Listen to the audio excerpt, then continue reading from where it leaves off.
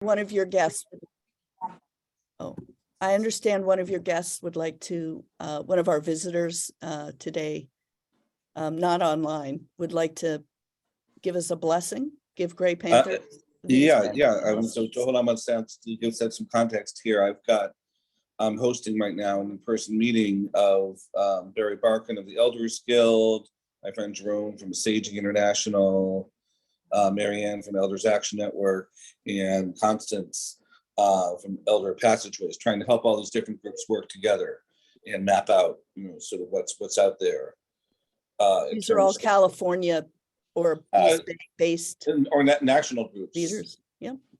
But that happen to be here in our common house. And anyway, Barry has a long tradition. He was a master of blessings with Reb Zalman Schachter Shalomi, who wrote the book From Aging to Saging. And so let me see, he had something for us. And I'll take a moment to move us over there. I will share. What religion are we doing this in? No particular religion. I have to say that I really have a problem with people making prayers or blessings or anything of the sort. And so I would prefer that be skipped. Well, I was going to wait and see if it were anything I wanted to listen to, and then I was going to flick it off my ear. It might be something that it's good to listen to. Let me give a little context, and I think Barry can hear this and adapt. Barry is a longtime Berkeley resident. He and his wife created something called the Pioneer Network, which was attempting from the 70s onward to revolutionize and humanize nursing homes and empower residents and staff to be their best selves. He and his wife, Debbie Barkins, also started the Elders Guild, which ran for at least 3 years out of a private, private in the sense of it was not a project of the senior center, but it was a mutual support and kind of nourishment of the spirit, but not of any denomination, a group that met for actually many years before COVID. So Barry. So Betsy, I have Barry and friends here. Okay, so this is not a religious endorsement, but it is people who are active in other aspects of this anti-ageism, positive aging, using our voices and powers to help ourselves and help bring about a better world. And that's why we've given them some time to speak to us. It is not an endorsement of any religious tradition. So. Well, I'm not here on behalf of any religious tradition.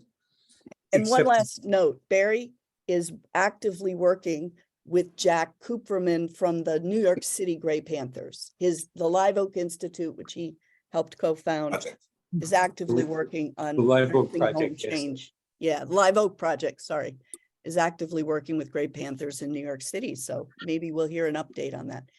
Anyway, and the activities sound wonderful, but the whole idea of addressing something about spirits and spiritualism, right? Anything like that, I find so offensive. Really? If one is an atheist and has no spirit, these sorts of things become kind of oppressive. Who's saying that? Yeah, well, it was. Can we put this on speakers so I can see who's saying? Yes. Yeah, and we're not here for a debate. So Barry, just please use what you're hearing and respect. I would like to just respond to that,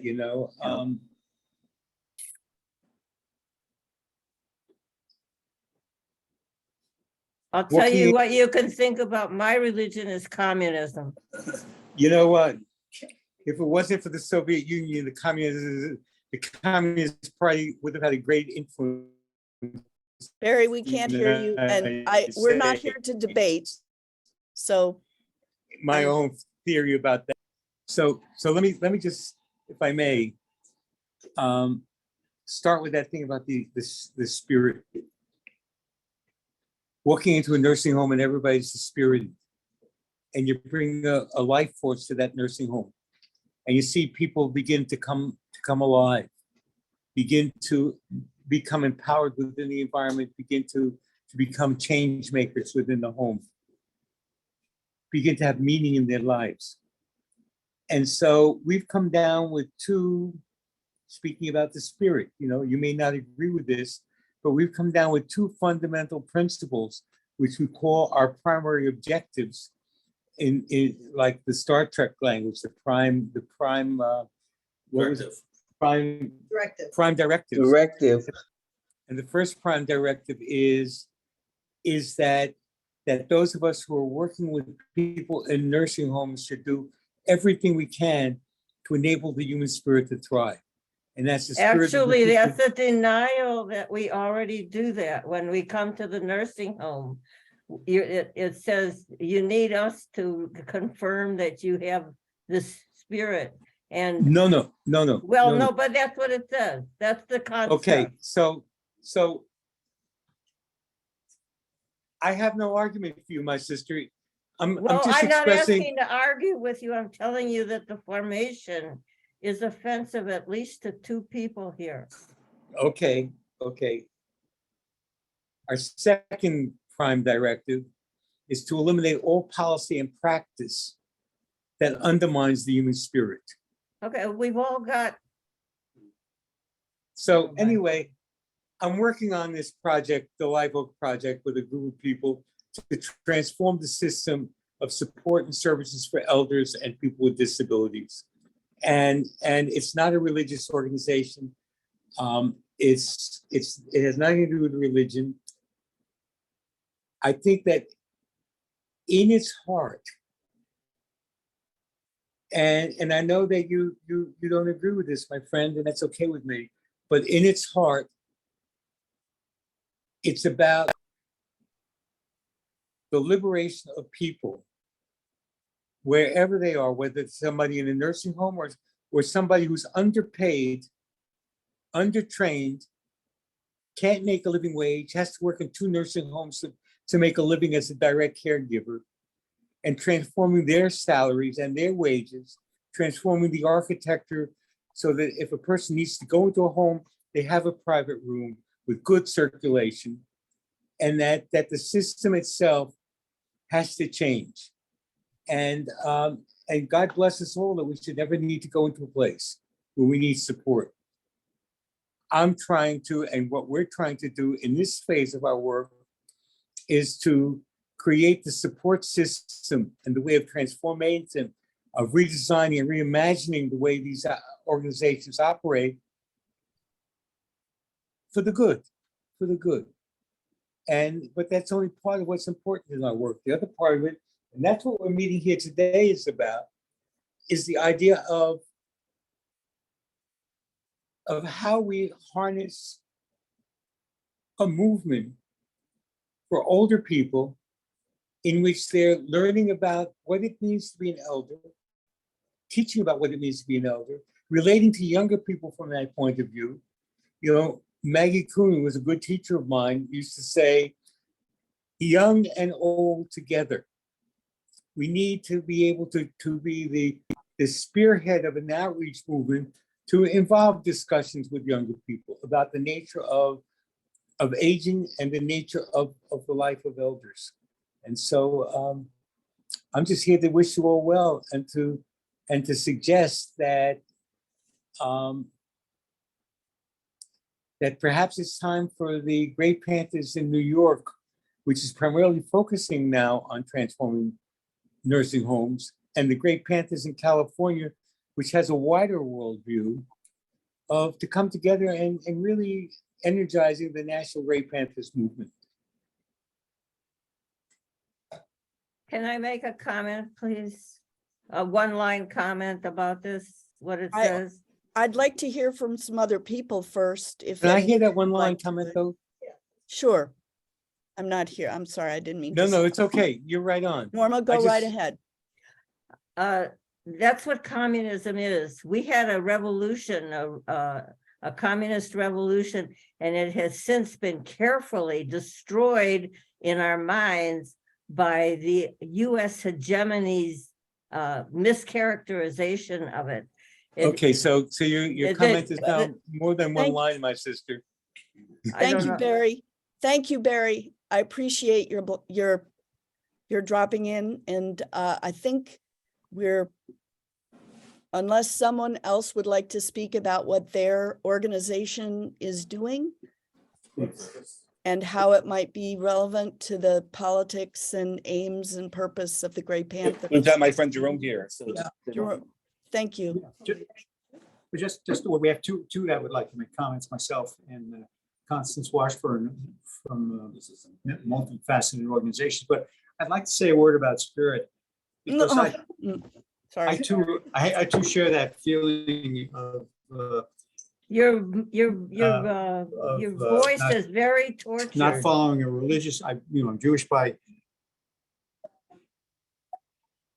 well, let's stand by 1 second. I hope it's not my soul.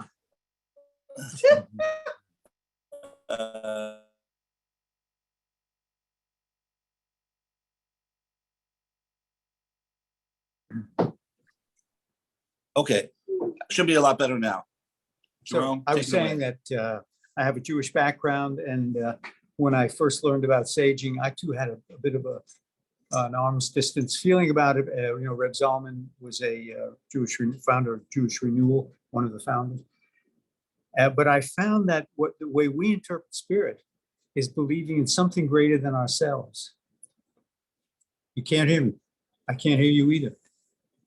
We don't do that. That's the point.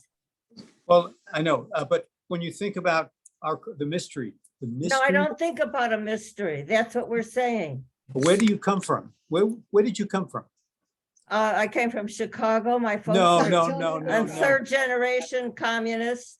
Okay, And I'm I gonna don't, unmute. I don't hold. Betsy, you're muted. I see that Hallie would like to speak. I just want to say this was intended to be a short.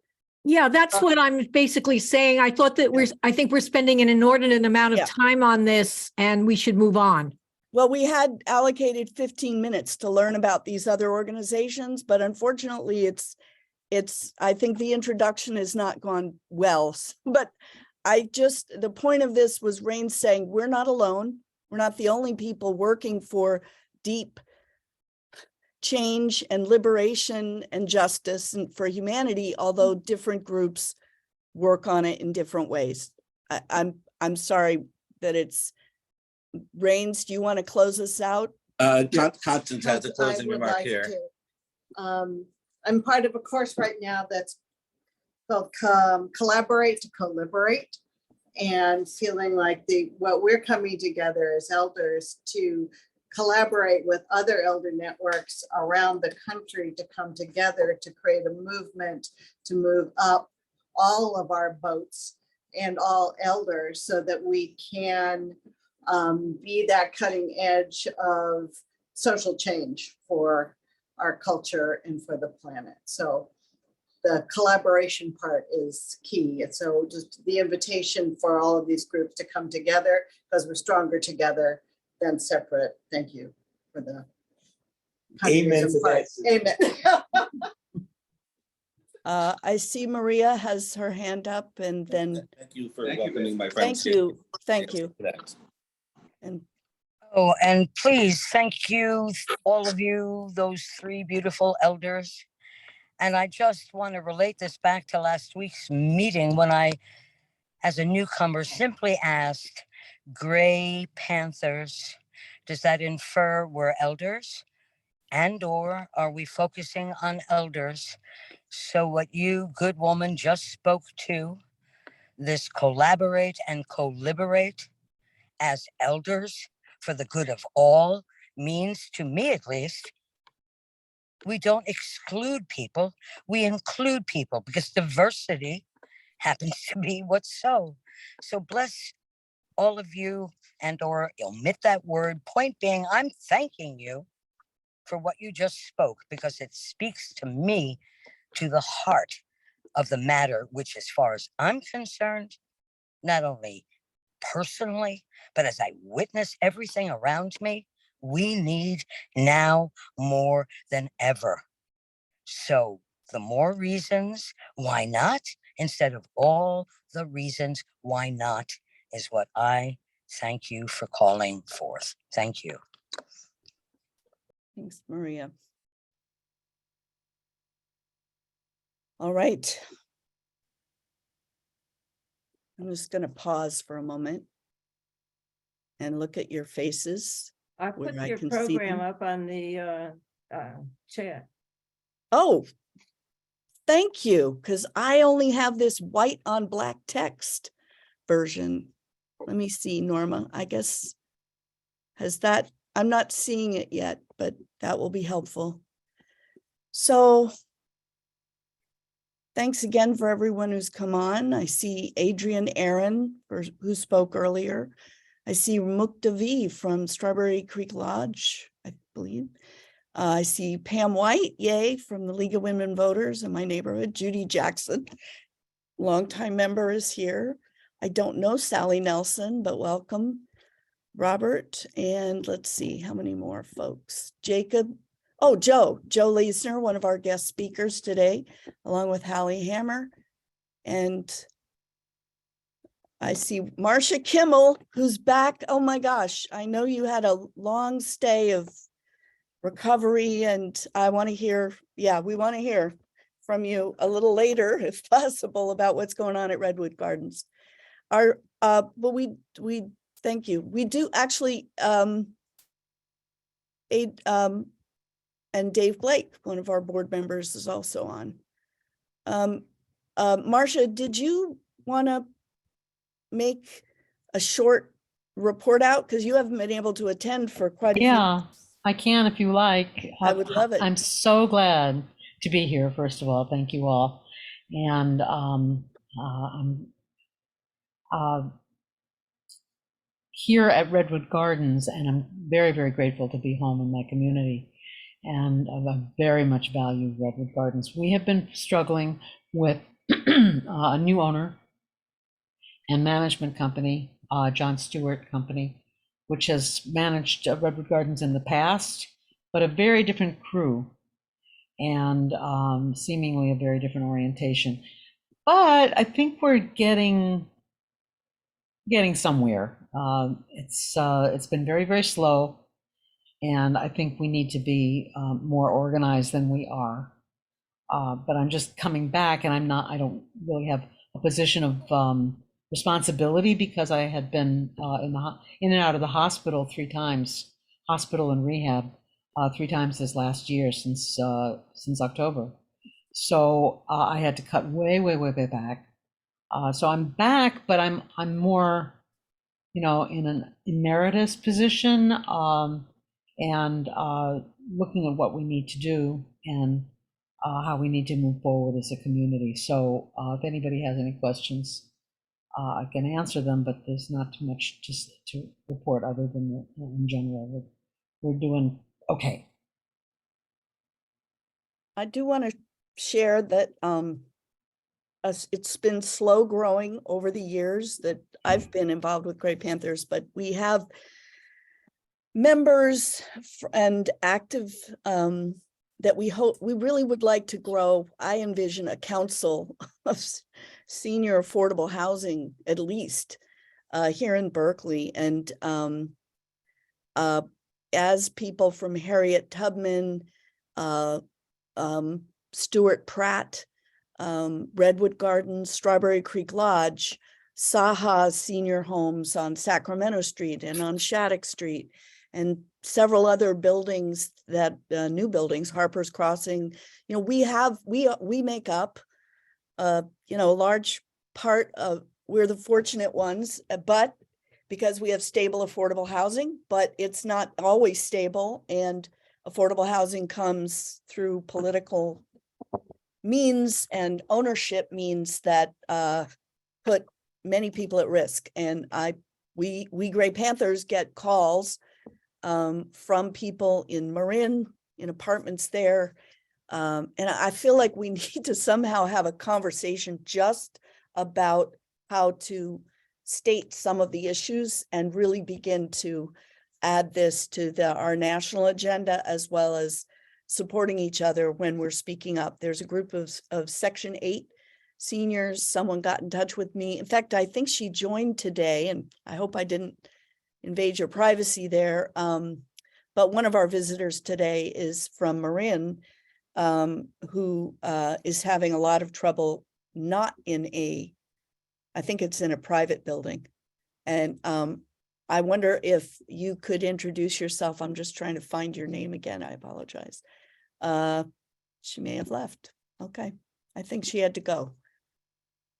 But you know, it could take up the whole meeting. So for the time being, maybe we can, maybe Marcia, if you're up for it, or anyone else who's involved in a tenant council, Mukta or someone else at a senior housing, please, let's try to share our notes, and we will be stronger in presenting the case to a whole bunch of people who are advocating for affordable housing, but don't really understand where things can go wrong, or, you know, really scare a lot of people.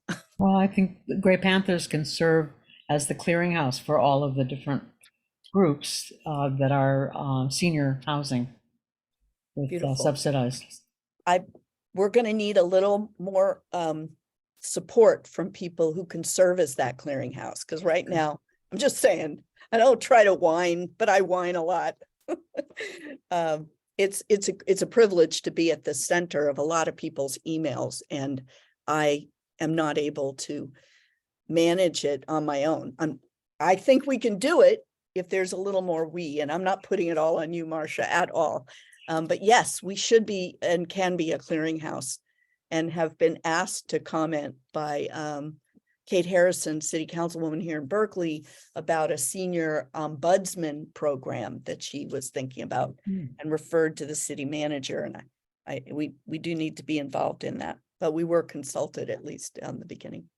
Okay, Marcia, thank you. Thank you. Let's talk. Let's talk outside of this. Yes.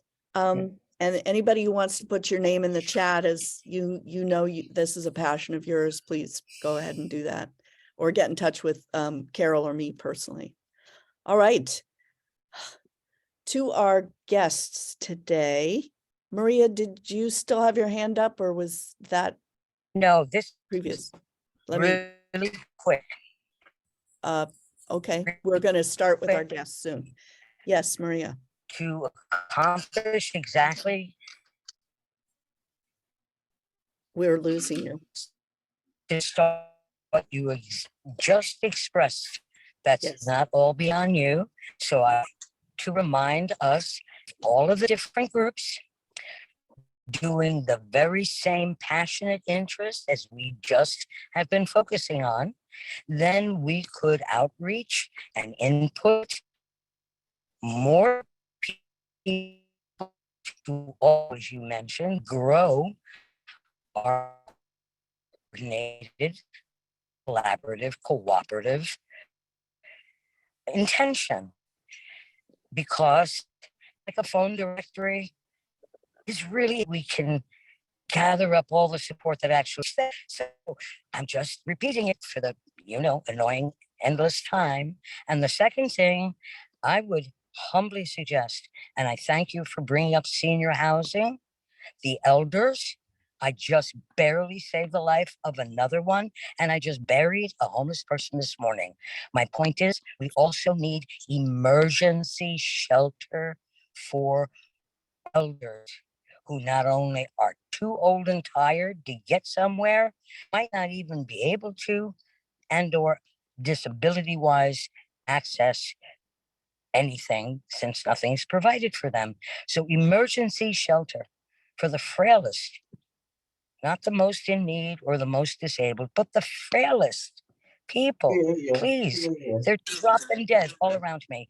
Thank you. Maria, thank you. And I want to say that will be the part of the discussion and follow up and updates. We'll have a chance to absolutely bring us home to that subject of urgent needs here in Berkeley and Oakland, and Richmond, where there are no yes. Later, after our People's Park speakers have updated us, that was the intent. Absolutely. Thank you. So I'd like to move to the next item on the agenda, which is our speakers from Long Beach Gray Panthers, Myron Wallen, who's the longtime president, and Karen Rizid.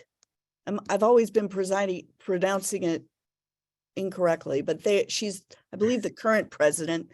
They're both incredibly vital. Long Beach is at least is possibly older than the Gray Panthers East Bay chapter, and definitely has played a vital role there.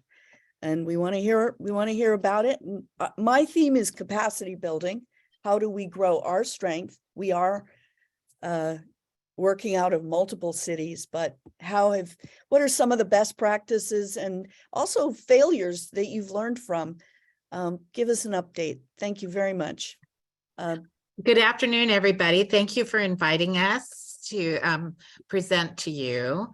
And it's Reside. And what I'm going to do is give you an overview of the Age and Youth in Action and our Youth in Action part. I'm going to talk to you about interns today. Myron assess, I am the primary, what's called a preceptor for the program.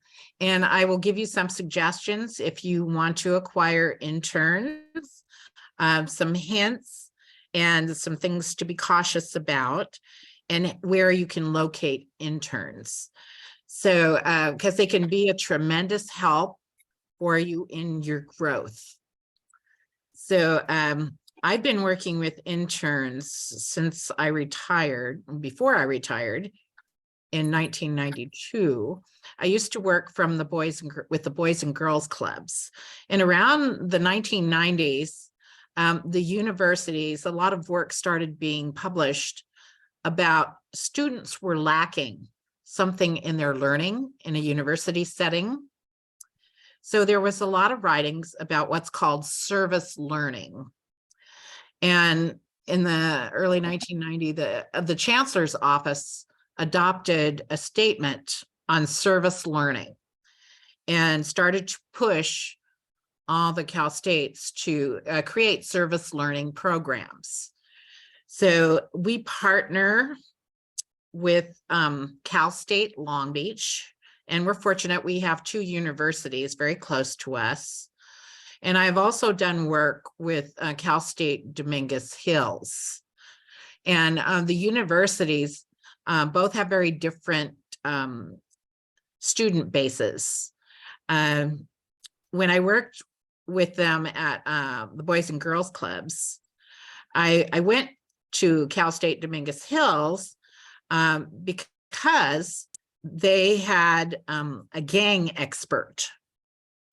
And he was retiring me, but he passed me on to another person that was a gang expert that was succeeding him, had worked with him. So I discovered with the youth, you have to have students that they can relate to. The elders are a little differently, but I started a relationship with Cal State Long Beach as they were forming their service learning program. And each campus has an office that's responsible for service learning. And it's actually very easy to get connected. The campuses are always looking for additional organizations where they can place students. So I kind of helped build the program at Cal State Long Beach. So I've been working with them since they first started. The first meeting they had, and there's this called the Center for Community Engagement. But if you type in your local university's name and search for service learning, whoever the connection is should pop up, or you get a phone number to call and contact, because that's what they do. And the Chancellor's Office gives an award. So Cal State Dominguez Hills has won this award for the most outstanding community service program. So there are encouragement for the campuses to offer service learning. The definition of service learning is a high input teaching approach utilizing community-based experiential learning to connect theory and practice through critical reflection. So the idea is that students are going to have their academic learning, then they are going to connect with community organizations, then they are going to go out into the community and put together their work in the community with what they have learned in their classwork. So we've had over 300 interns in the last, Oh, I'm sorry. in the last 3.5 years. So the benefits are that the students have an opportunity to align their academic learning with practical experience within their community environment. They become more active and civically engaged, and it builds their confidence as they go out into the workplace, and they get to practice soft skills, something that we discovered has been very difficult for the with the students that have gone through the pandemic and had remote learning. So it's like people have to learn how to interact with people again. And the students have to be able to articulate the relationship between their academic material and how it's applied within the community. They're required, the university system has an online system called S4, and it tracks all the students' hours that they volunteer. And they also have to type 1 or 2 sentence reflections about what they learned during their activity. So it requires a lot of work, but it is well worth what we get in return for the students. And this year we have a student that was an intern 2 years ago. She's now working on her master's, and she's going to do her master's internship with us. So, and it's coming at an opportune time because in Long Beach, we don't really have good demographics on our seniors. And the phrase in Long Beach is everything is data-based. So it's really hard to make cases for what seniors need when there isn't a lot of research information available. So we have a very close relationship with the university. And we totally believe in partnership. We have over 75 partners, and that includes local organizations, national organizations, community organizations, the universities. And universities have usually a number of different layers in their internship programs. So there are 4 different programs with Cal State Long Beach. So the main one is the Center for Community Engagement. And I'll put their website address and you can look at their website because they have a wealth of information about service learning. And I know they're one of the oldest campuses that have been engaged in service learning. The director of their service learning Center for Community Engagement is Dr. Juan Benitez.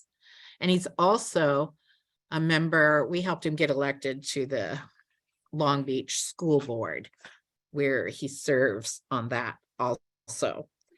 So he's thoroughly embedded in education in our community. So what they do is they have a sign-up period, and we're about ready to have the sign-up period. I'm going to a half-day meeting on campus at February 10th. And they'll talk about how organizations can sign up for service learning students. And I could not do everything that I do without the help of the students. And they have really great insights, and they love working with the seniors. The seniors love having them around. And it's really beautiful to kind of see how they interact. And because we are engaged with the university has established kind of a coalition on campus. And the university does have what they call the Center for Successful Aging, which is doing one study on Latino caregiving. And we work closely with Dr. Averis Martinez, the director of the Center for Successful Aging. And this is part of an age-friendly campus initiative. So more and more older people are going back to school. So the campuses are recognizing that this is a growing audience. And a lot of the students, we had one semester where we had 45 interns, and almost every single one of them was doing caregiving, along with trying to complete their education, and most of them had jobs too. So there's a lot of pressures on the students that are doing internships. Now, most of the interns we get are in their final semester. They're required to do 120 hours before they can graduate. And they're through their health department. But most of the departments on a campus have internships of some sort. They vary in hours. We participate in several of the programs. So that's one kind of an internship. Then they have service learning on the Cal State Long Beach website. They have something called Beach Link. And community organizations can go and sign up on Beach Link, and they can post jobs that they would like to have students apply for.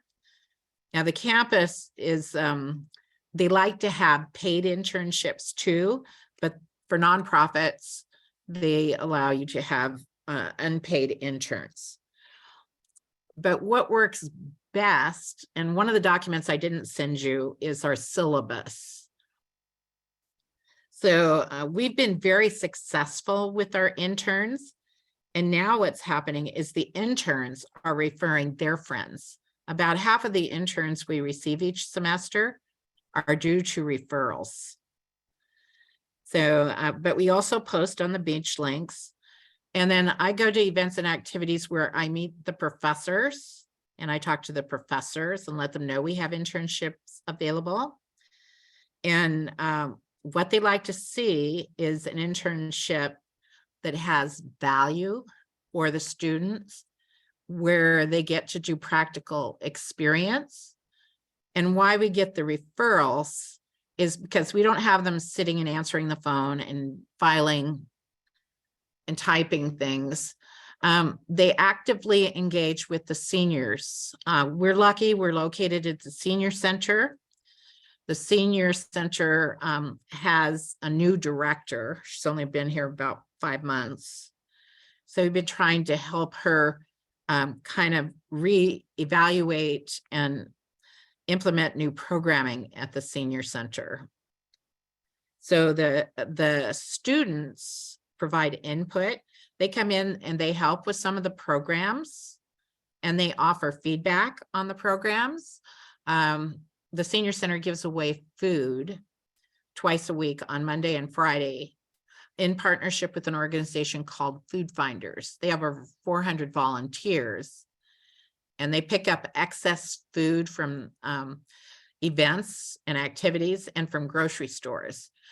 So they capture the about to expire food, and it's redistributed to seniors in our community. And the students, it provides the students with an opportunity to interact with the seniors. And then every Friday, we try to do activities. So during the month of December, we had people sign up in October that needed a warm coat. And we got some donations specifically for that purpose. And then in December, the students helped disseminate the coats. And I'm sorry, you may lose me. We have Spectrum and they're having outages today. So we have a corporate partner too, Chase Bank, which they had employees come out one day and they brought like 30 employees and they helped give out the coats. And then we also got, we have a food fund. So we disseminate gift cards as part of the food fund. And we have funders that know that we do this. So they're quite generous. And we do this with one of our partners of Parks. They serve as our fiscal sponsor. We have our own 501c3. We don't actually need a fiscal sponsor, but they provide insurance for our events because we are in a city facility. We have to have insurance coverage. If we got insurance coverage on our own, it would cost us about $6,000. So by having Partners of Parks be our fiscal sponsor, we don't have to pay that money for insurance. They get us insurance writers because that's what they do. So that's how we kind of operate and are able to do things.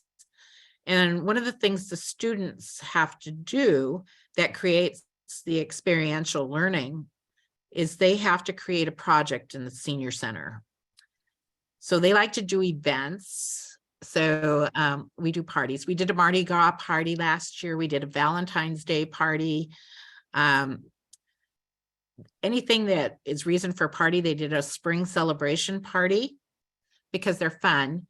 And everything we do, we serve food.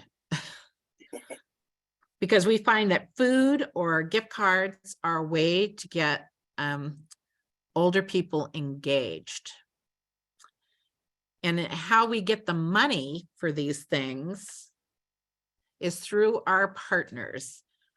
We partner with a number of departments within the city. And we were able to secure a $10,000 rescue fund grant for businesses lost. Our senior center was closed for almost 2 years. So we couldn't do any fundraising because we didn't have access. We couldn't bring people in, we couldn't do events. So the city gave out money and the county also are giving out money. So I'm looking at applying for the county one and hopefully we'll be able to get some money from the county too. So that's how we fund. And then our city does something called Long Beach Gives, which is a one-day event. And these are occurring more and more throughout the US, where the community is encouraged to donate to their favorite nonprofit. And we have participated that for 3 years. And more Myrons and my friends contribute generously to that. So we are able, that's how we're able to pay for the coats. And we have a nonprofit collaboration that we belong to, and they lead it. And one of our community funders kind of is the stimulus behind it. And that gives us enough money to do the coat project. And I do a lot of shopping, very careful. So we make the money go very far. So we've also gotten money for the food carts through our connections with the nonprofit partnership. So we're kind of selective about who we partner with. Our goals and objectives have to be aligned. And we have to have clear understandings of what we can do. And we believe in mutual support. We belong to all of the major coalitions in our community. And we have one, I don't know if you have an entity in your area, But the California Endowment, the largest foundation in California, did a project about 11 years ago where they gave a commitment to donate $3 million per year to help develop these community collaborations. And they picked 10 cities in California, and they made this investment in their communities. And we were a partner from the beginning. And we have built a really strong relationship, and the coalition actually grew in capacity that they founded their own 501c3. And now, because they had California Endowment behind them, they have a lot of significant donors. So because we're a partner, they're starting to get money that they are sharing with the partners in the coalition. So we're going to get a $2,800 for a grant just for being a partner in the coalition. So we also, as a part of this coalition, there are other partners in the coalition. We have another partner called Los Angeles Alliance for a New Economy. And in working with them, one of their observations is that people needed technology training. So they paid for technology training for all of the partners that were part of this technology coalition. And we got a $3,500 grant for participating in that. So not only did we learn about technology and social media, but we also got money that we're going to purchase for a database. So we're going to automate a lot of our procedures. And then the other things that I think that we do is we do an electronic newsletter that goes out once a month. And I find that most of the people that sign up to our electronic newsletter are city employees. And that's the #1 group. So everybody wants to know what's going on. So people in the community, that's what we have a reputation for. If you want to know what's going on with seniors, you talk to the Gray Panthers. And we've been able to build our political power. We just had a new election, and a lot of us supported and gave money to our new mayor because he's our first African-American mayor, and he's been a good friend of ours. And we are being invited to participate in a lot of events and activities to determine what are going to be the urgent needs of the city. And we're generally the spokesperson for the older adult population. So, and we worked hard to be in that position. We made sure that the information that we put out there was always accurate, and it was always relevant, and it was always up to date. So we have a really good relationship with the community. And so due to that, the city is doing these surveys. So we're getting paid some money to help with the surveys, distributing them to older adults. And we also have been working with the senior affordable housing buildings. I live in one of them. So we've grown a lot this past year. A lot of it is due to the fact that we had the students to be able to go out and do some programming, and they got that relevant experience. The university loves us, so they invited us to participate in a new program called Campus Corps. And we're the only organization participating that got 3 students. So that is a new program from AmeriCorps. 33 campuses, UCs, and community colleges are participating in Campus Corps. And Corps is paying for a coordinator on each of the campus sites, and they're paying the students a stipend. So those And they three have- students are getting money to participate with us. Yes, and they have to provide 450 hours of service, which is a lot of hours. So we've just been building our capacity by being a good partner and by taking advantage of opportunities that are available to us and being politically aligned with organizations that share our beliefs and are strategic politically. Like our city started their budget process last Thursday, and they're having 5 community budget meetings. So I went to one Monday night. I'm going to one tonight. There's one Friday night.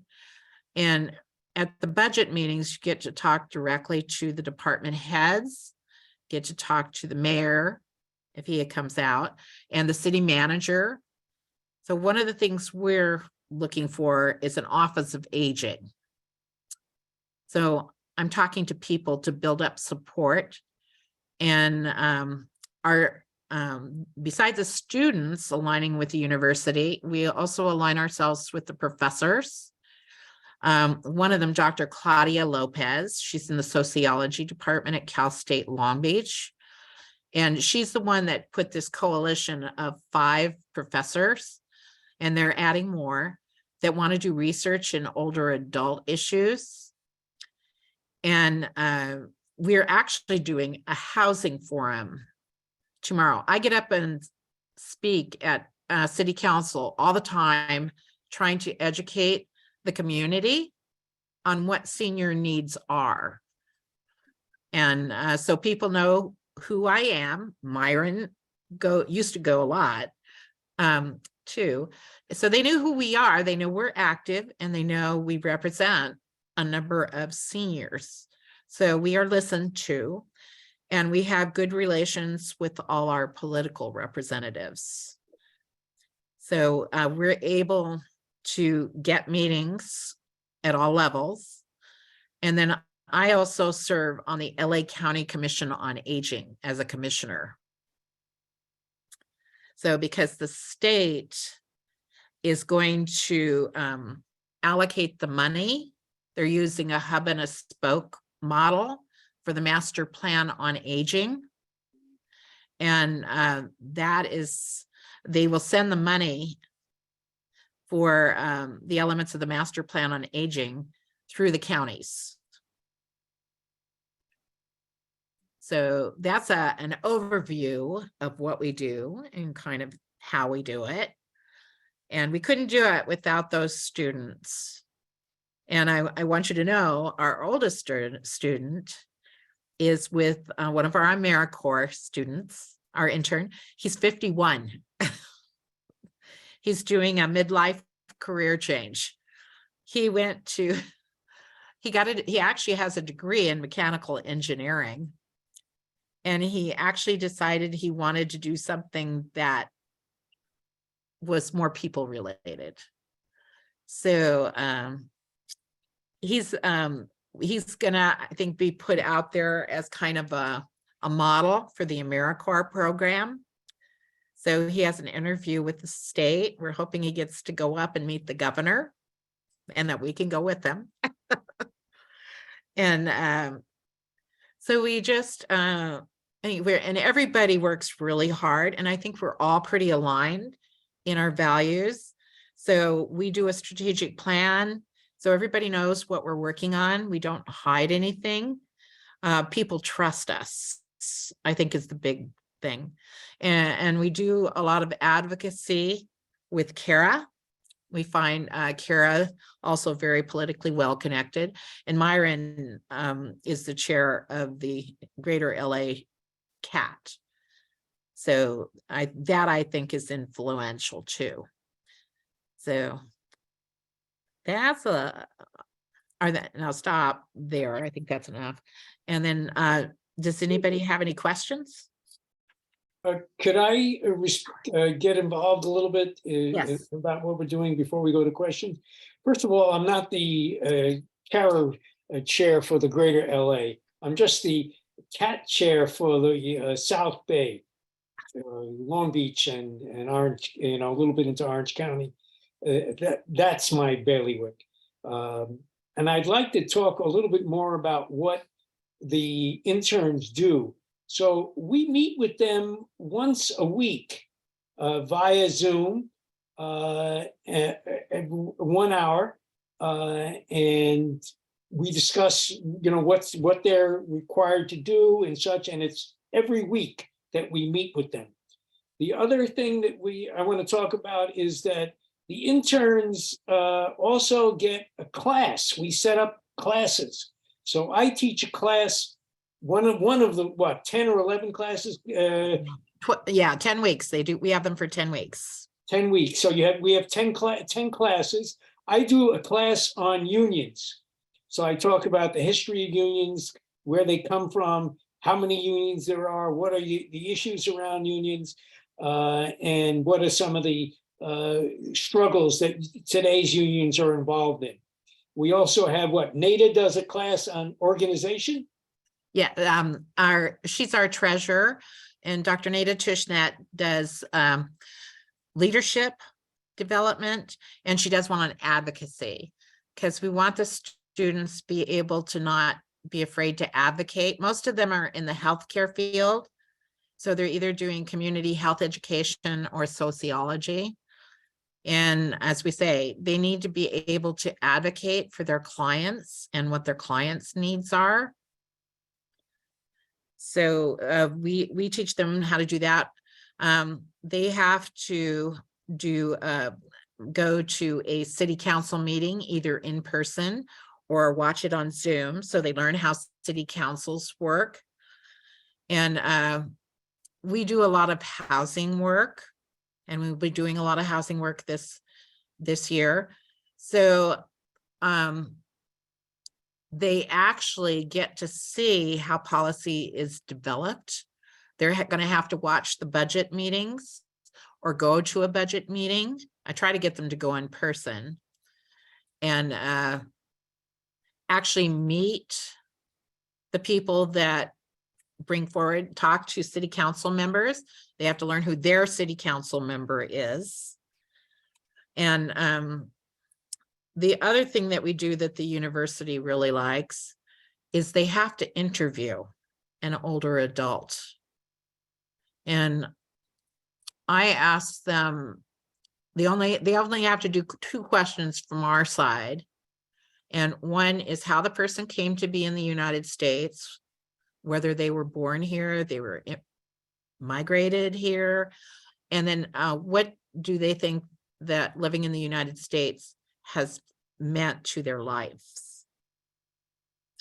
And we get a lot of our students are immigrants. Their families were immigrants. They're second generation. A lot from we have the largest Cambodian population outside of Cambodia. And so many of them were so traumatized by the Khmer Rouge that they have never told their stories about how they migrated to the US and what happens, or they talk to their grandparents about, they interview their grandparents. And what we've seen is a really dynamic shift in appreciation for their grandparents and their parents. And they begin to understand how much they sacrificed to come to the United States. And some of the students, it's like they're blown away. Then my father had never shared his story with me, and he finally told me his story. And the story is some really horrific. Are they written up, Karen? Is it a written statement that they make? Well, we're trying to get them.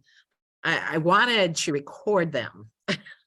So they have to record them on their phones.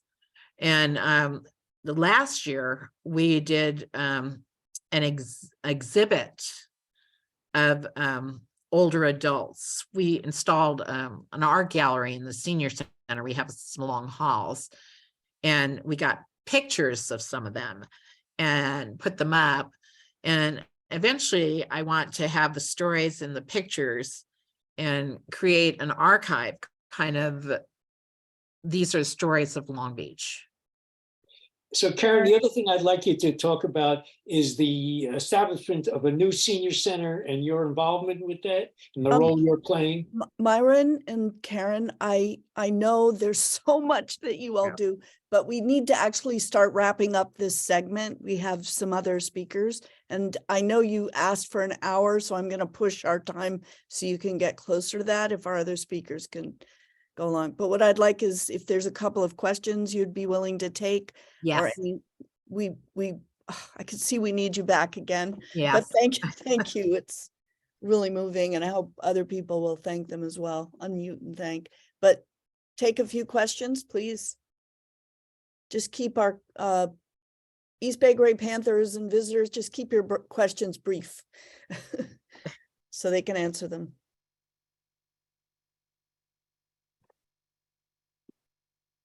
Helen Walsh.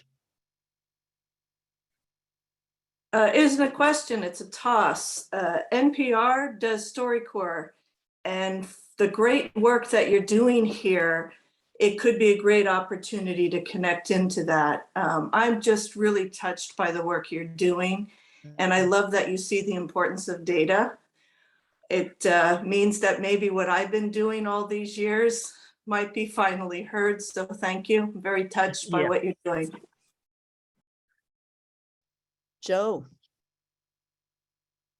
Thanks, Betsy. Could you just tell me what the demographics of the Long Beach Gray Panthers is in membership? We have about 100 members, and we are growing, and we're growing really rapidly. And a lot of the students are starting to come back now because it's been about 4 years as they graduate and go out into the workforce, and they're joining. So this year, I hope to create an intern core group for the Gray Panthers. Like an alumni group? Yes. Cool. One of our interns, Carla Woodworth, I've heard about. She became a city council member, and now she's retired from whatever her, she was a health intern as well back, but it was 30 years ago. So, that's or awesome. 20 years ago, I think. I don't know. Well, Laura Trejo, who is the director of the Office of Aging in LA County, was an intern with Maggie. Maggie Kuhn, fantastic. Yes. She does a panther growl at me every time I see her. The vice president of the medical, it's called Lifelong Medical. They run the over 60 clinics, which were started by our Panther founders. And also as the acknowledged on their building, on their clinic building, they acknowledge Maggie Kuhn and Lillian Rabinowitz and other people from our chapter. Let me just see, I can't see all the faces. So let me just see if Carol, do you see any other hands up for the time being? Helen Walsh has her hand up. Yeah, Helen, did you want to speak again? I'm sorry, my voiceover probably didn't get the hand, so sorry about that. I'm sorry, I don't know what you're talking about. I had to go leave the meeting and come back. We're just inviting questions for our speakers from Long Beach. I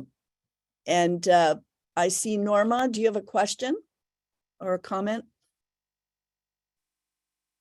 You'll have to, there, unmute. Thanks. No questions, Betsy or anybody. I always have answers, and this has been a magnificent. I run for school board all the time, and part of and the big thing I'm working to get is this kind of thing for everybody. Use the school buildings, people walking in and out and teaching and sharing and the whole arrangement in an unrigidified method, take away the classroom configuration and just people participate together to be active or whatever, sit and read a book in their community. That's it. It's a great program, and this work you're doing definitely can tend in the direction I'm supporting by my campaign. Thank you, Norma. Myron and Karen, starting with Myron, is there any last words, golden words, I hope, but any final words of like your nugget for how you've succeeded and thrived as Panthers? Well, just doing the work. And if you do the work in the right places, people will notice. Thank you. And Myron? No, just that through our activities and work, we're respected on our city council. They listen to us, they get us involved. So we interface with the city government quite a lot, quite a bit. The health department and such and everything. So it's part of our reputation. And it's in no small part due to Karen's leadership. I just got to compliment her. Karen has a lot of skills, and I'm grateful for you sharing little bits of what you're able to help us cultivate, where to focus. I know here in Berkeley, I think we're building a little support, certainly through the disabilities community. Yeah. And a new, what I hope will emerge as partnership with Center for Independent Living. We do need an office of seniors and disabilities, because the city is not able to staff or work, has a large office of elder, senior services, but that's very different, I think, from what we're talking about, to be able to have the voice of the people affected. And we definitely are inadequate. There's one person to represent ADA for the whole city, and she herself has said she cannot do what needs to be done. I do have a question after all. It is just 1 second. To ask how Karen got involved doing this. Did she kind of get trained for the job by being on the job? Or, yeah, she's smiling already. Is that all right? Great question. Yeah. I'm a lifelong learner, and most of my career, I've worked in youth education, informal youth education. And I've worked for 35 years experience in nonprofits. So I know how to grow and develop nonprofits. And I share, and I have a lot of knowledge on a lot of topics. And I share because that's what I like to do, is share. But a person could get trained on the job to do this kind of thing. Come in and say, I love your ideas and programs and actions, and I want to do it too, and find out how to do it and amplify it and so forth. Portions of it, yes. Great. Thank you, Norma. And Maria, I really need to wrap up. If you'd like to ask a question or put comments, anyone else, please put comments and questions in the chat. We'll save them, and you can save them as well. And Karen, I'll put our email in the chat. That's great. Also. That's great. Maria, we do have other speakers. Do you want to share your last thought on this, or please do? Thank you, Betsy, for this allowance. I just want to commend the inspirational, oh my God, it can happen, by just focusing on who we are already as wise elders with exuberant, energetic youth. There was no school that my daughter went to that didn't have service learning as part of the mandatory curriculum. It's like, again, if we are grateful, we can't help but be generous. And I just thank you so very, very, very much for allowing this to take place. My daughter and I used to go to nursing homes, and as she toddled in as a 3-year-old, everyone would perk up, you know? It's like, oh my God, we can do this, because everyone is a gift and has a gift to give. So thank you for letting me speak. Thank you. Thank you, Maria. Oh, thank you, Myron. Thank you, Karen. Stick around if you like. You might have to go be busy with your interns.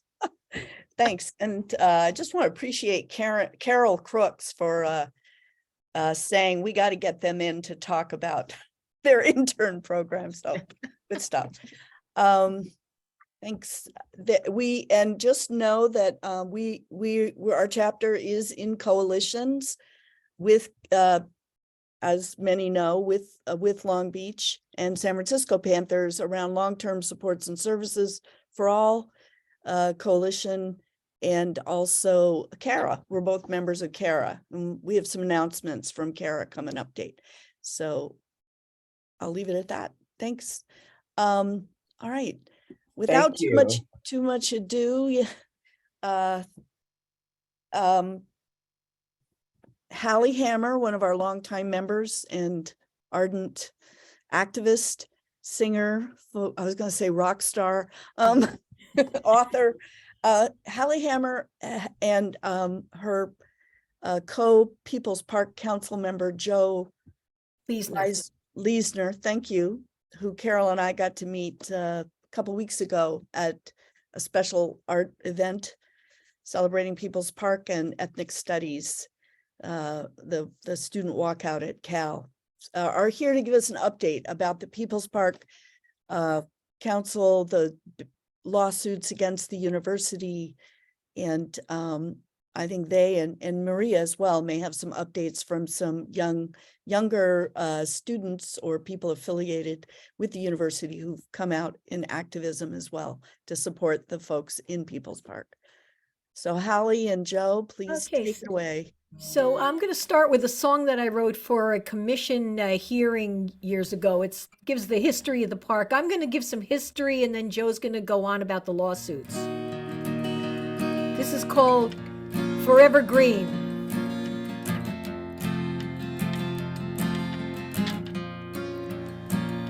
It started back in '69. The time had come to cross that line, and Reagan's troops gassed, killed, and maimed, but still the people refused to be tamed. Bathed in struggle, blood, sweat, and toil, up came the concrete, back to living soil. People's Park, more than a grassy spot, it became a symbol for what could not be bought. For several years, it was left alone, and there the homeless finally found a home. There was food when there was no wage, speeches and music from the concert stage. We put in swings and we planted trees, laid down the plumbing and the flower seed. But late at night, the university still came to destroy what they refused to build. And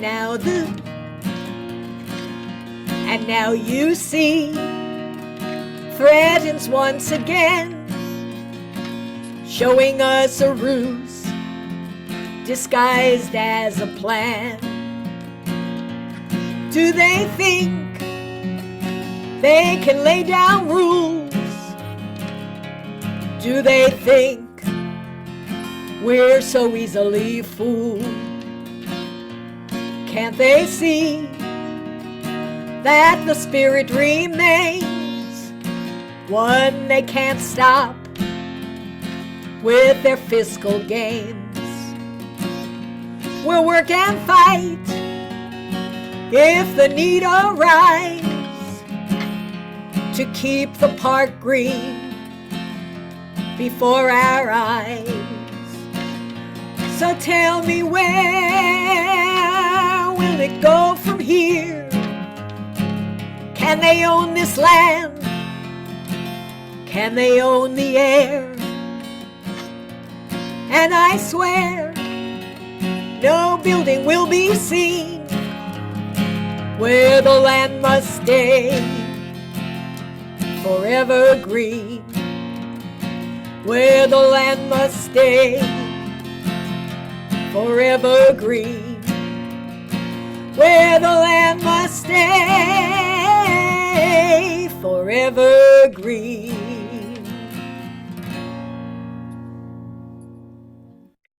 So in 1967, UC bought lot 1875-2 between Telegraph and Bowditch, Dwight and Channing, purportedly to build housing they had no funding for, and later for a soccer field no one wanted.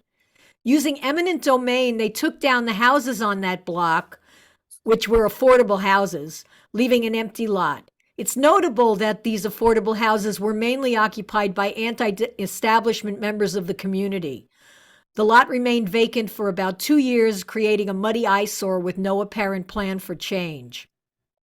On April 15, 1969, Michael Delacour, a blue-collar anti-war activist, held an organizing meeting at Red Square, a dress shop he ran with Leanne Chu. Money was raised for sod from local merchants. Stu Albert wrote an article in the Berkeley Barb, the weekly underground newspaper, under the name Robin Hood's Park Commissioner, asking people to come to the site at 1 p.m. that Sunday, bring food for a picnic, and with music from The Joy of Cooking, who, by the way, The Joy of Cooking played at our 50th anniversary as that band. People went to work communally laying the sod and creating what we now call People's Park. On May 15th, the California Highway Patrol and the Berkeley Police Department arrived at the park asking people to disperse. This led to marches, tear gas, and shootings. At 4:45 a.m. on May 15, 1969, 300 police in riot gear cleared the park and a fence was erected. It was the beginning of Bloody Thursday. James Rector, watching from a roof on Telegraph, was shot and died 4 days later from buckshot to his aorta. Alan Blanchard was struck in the face with birdshot and blinded. Many other people were wounded.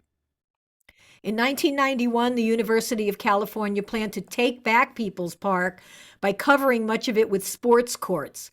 While the basketball court was something desired and used by locals, the double sand volleyball court was not. UC had underutilized volleyball courts nearby, and the public cried out against it. Berkeley's Landmarks Preservation Commission, Parks and Rec Commission, and Peace and Justice Commission, after large public hearings, all agreed that the volleyball courts were not in the user-developed tradition of the park, were not wanted, and should not be built. Nonetheless, UC went forward with the construction, showing up with 8 different police departments to break ground on July 31st, 1991. Days of rioting followed.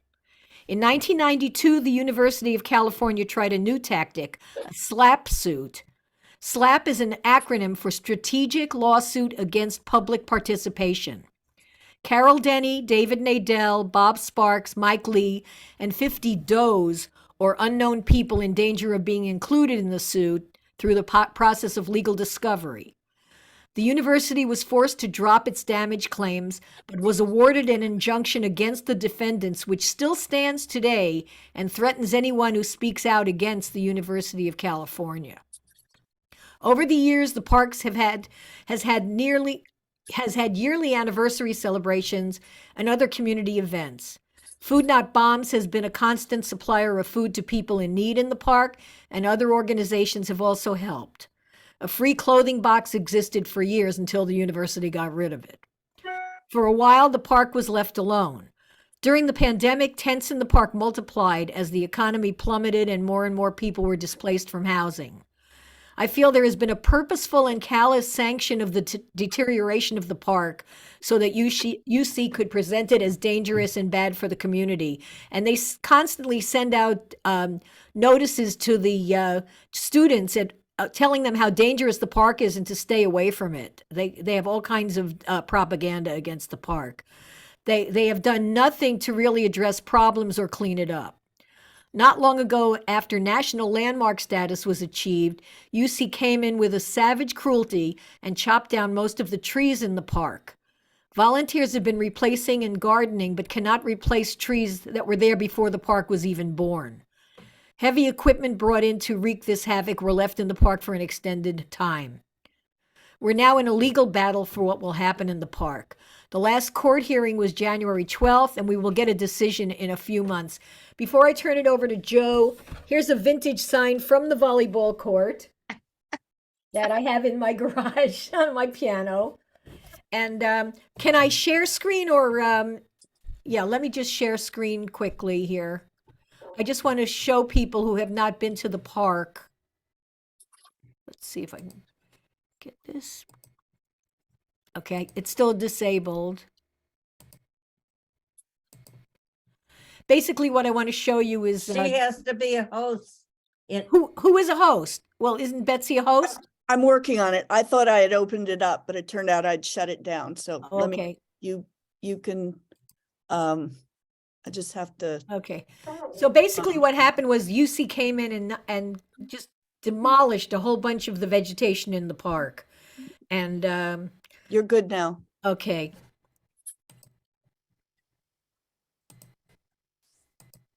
So here's People's Park in 2018 before the tree attack. You can see it's all green and nice, and there it is. And then here's what it looked like after UC came in and destroyed the trees, and it looks like a wasteland. And here's a picture of the heavy equipment that they brought in, and then people put a swing on it, if you can see that, and decorated it. So I thought maybe people would like to see that. And this is a QR code. This is all up on the website. So if you go to peoplespark.org, we really are in need of money for our legal defense. And I'll let Joe take over from here. There's a QR code on the site. There's also ways to just donate by clicking on Venmo or other ways to donate. So please do, if you have any money at all that you can help with, the legal expenses are humongous. Thank you. Joe, Great. go ahead. Okay, I'll make sure I'm not good. Thanks, Hallie.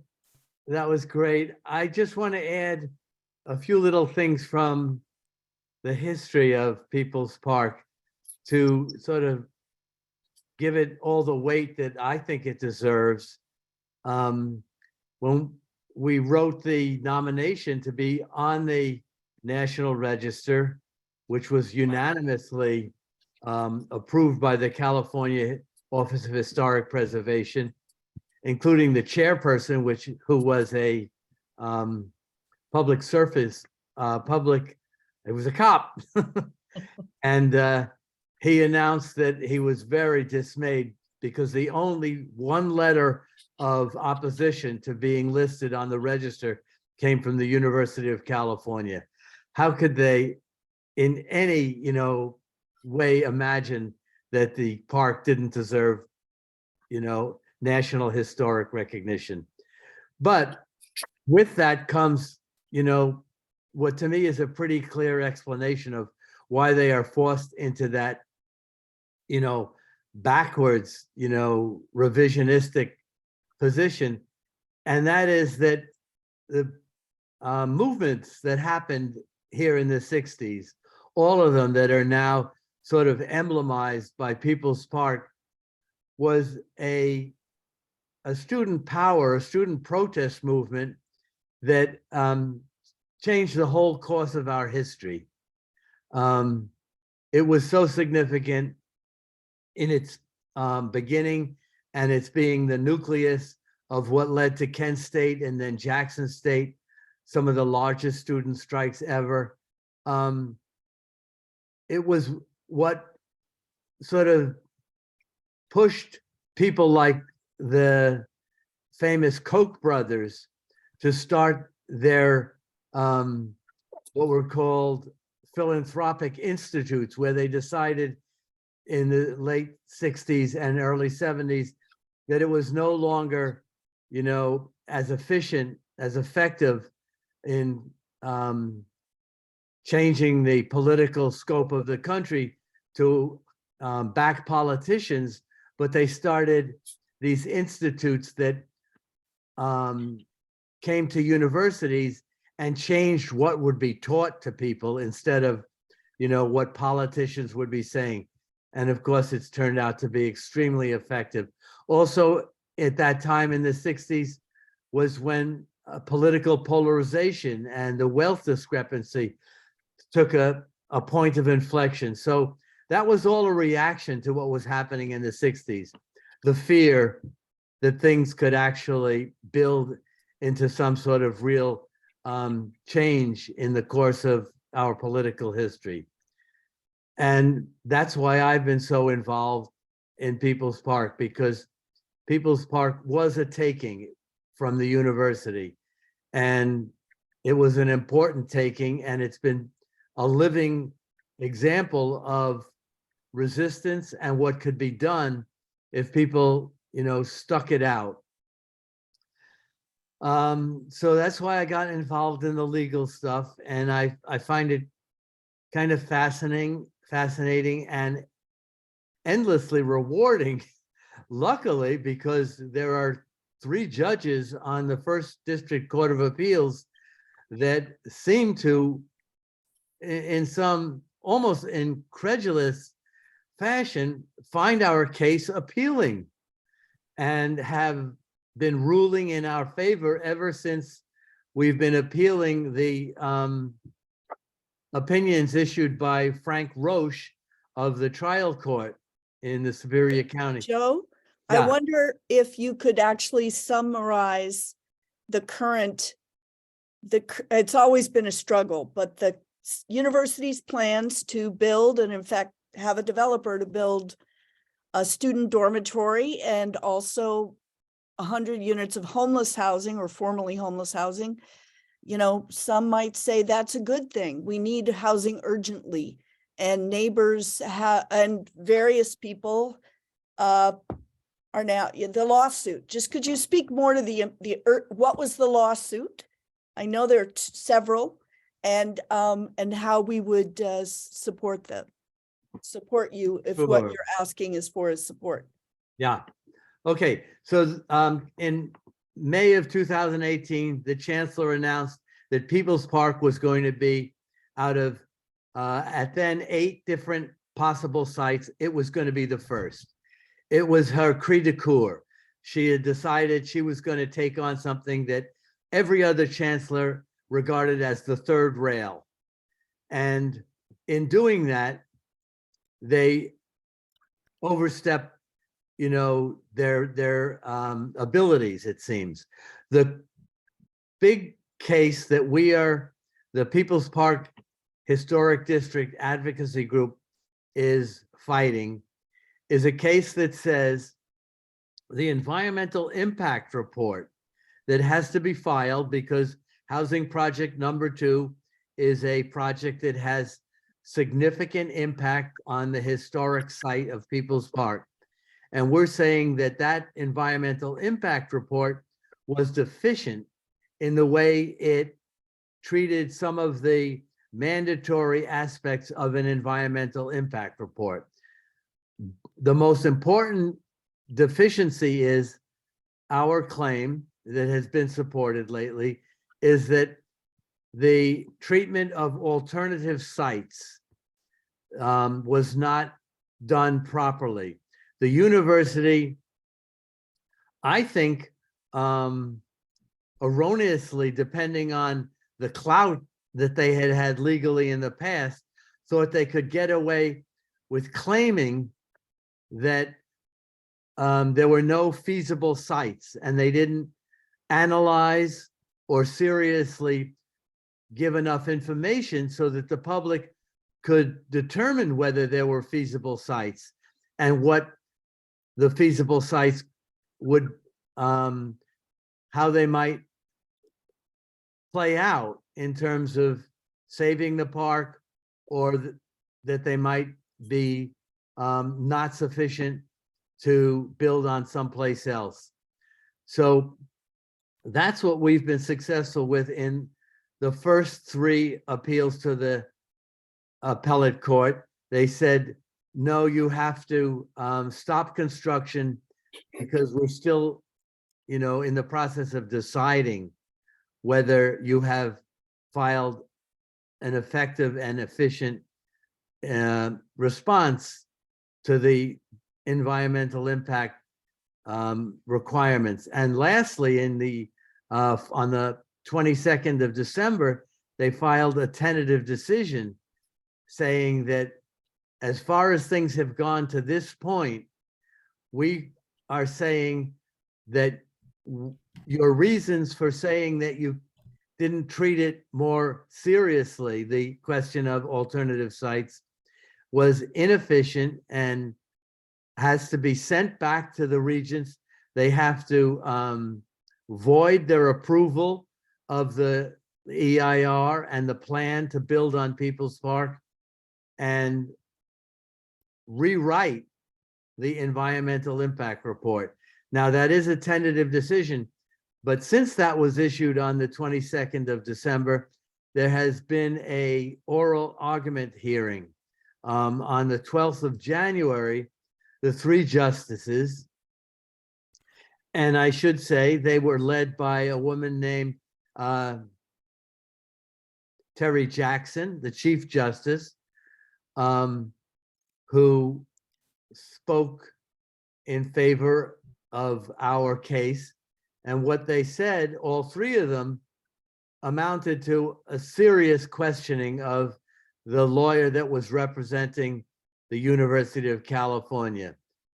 She was contending that all along, the university had been saying that they didn't treat alternative sites in a more complete way, was because their core goal was to replace the park, that they were going to, quote unquote, revitalize this blighted, dangerous, and unsafe area.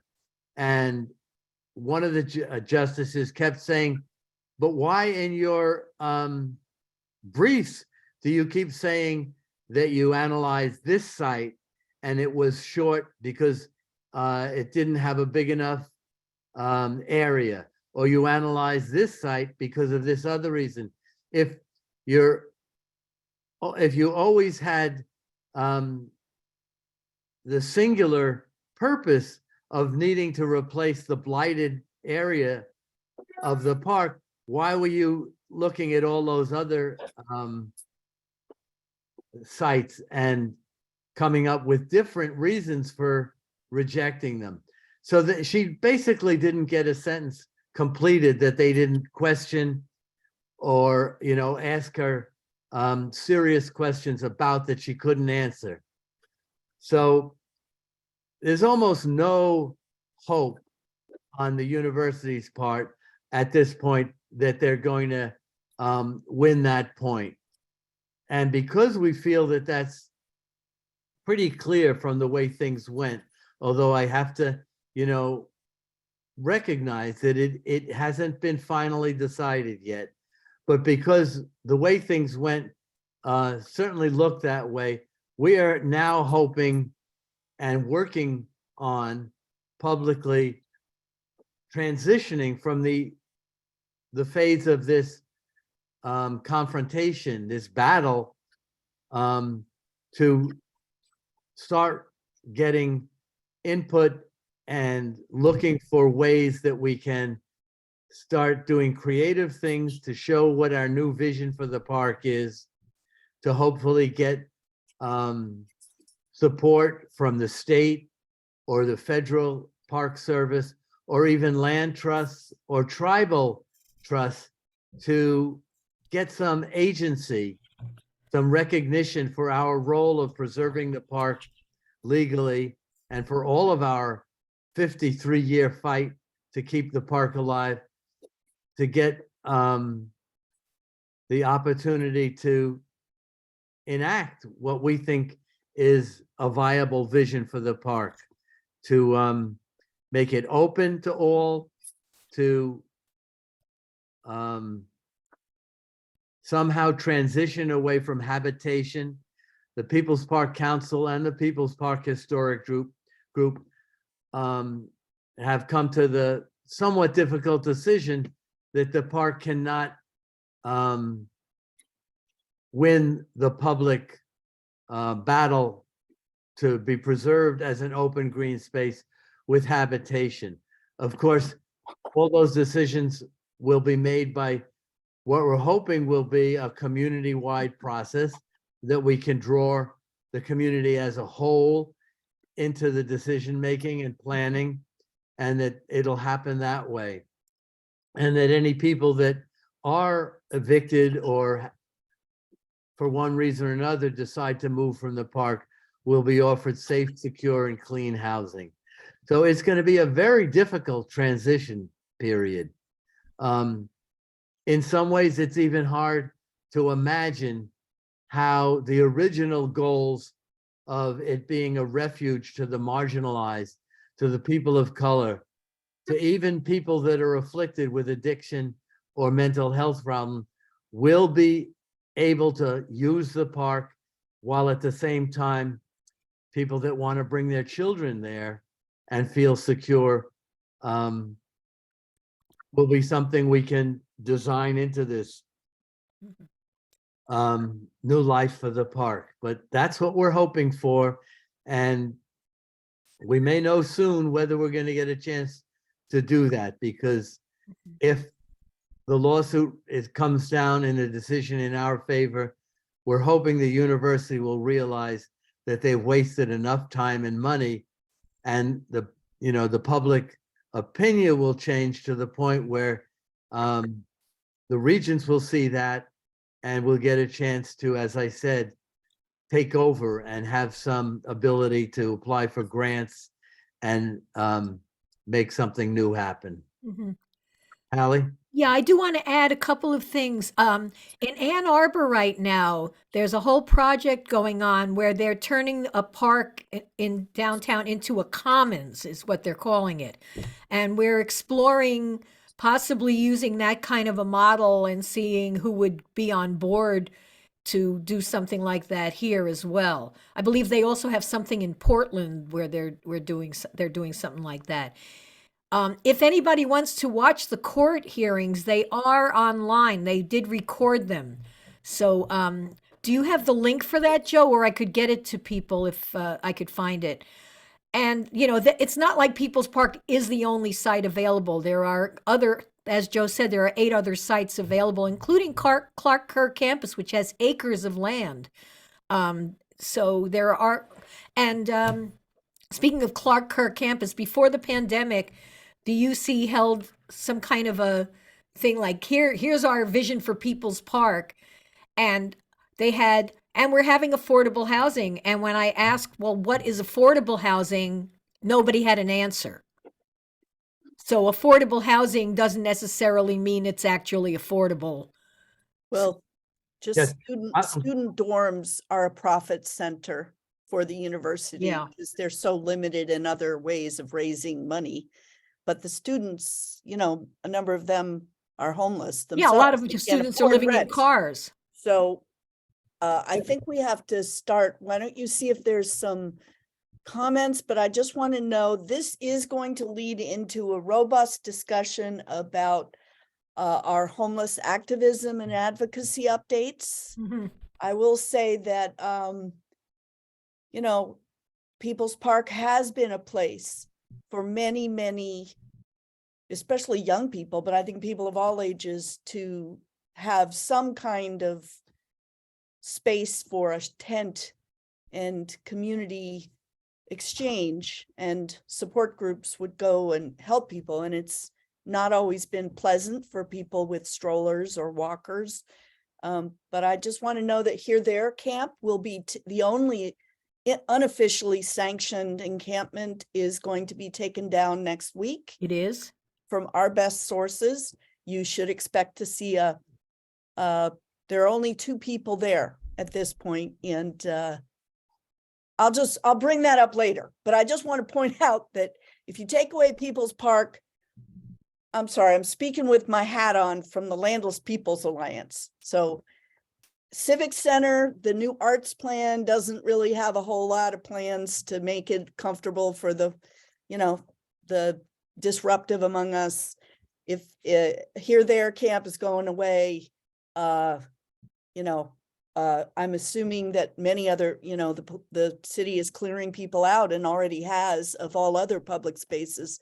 So I just know for myself, this is me, it's a contradiction to want to not allow it to be some kind of safe, because people, there are a lot of people, including seniors and disabled people, who do need safe space to put a tent or put a car.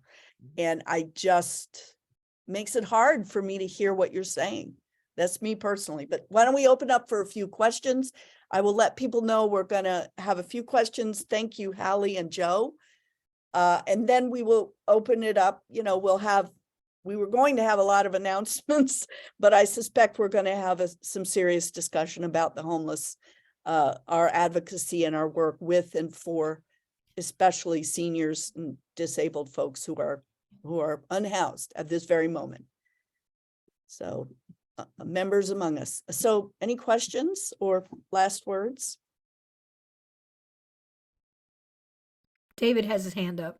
Oh, I'm not seeing it. Go ahead, David, then. Thank you, Hallie. But Betsy, are you happy that the court is ruling in favor of People's Park? I think it's great. Absolutely.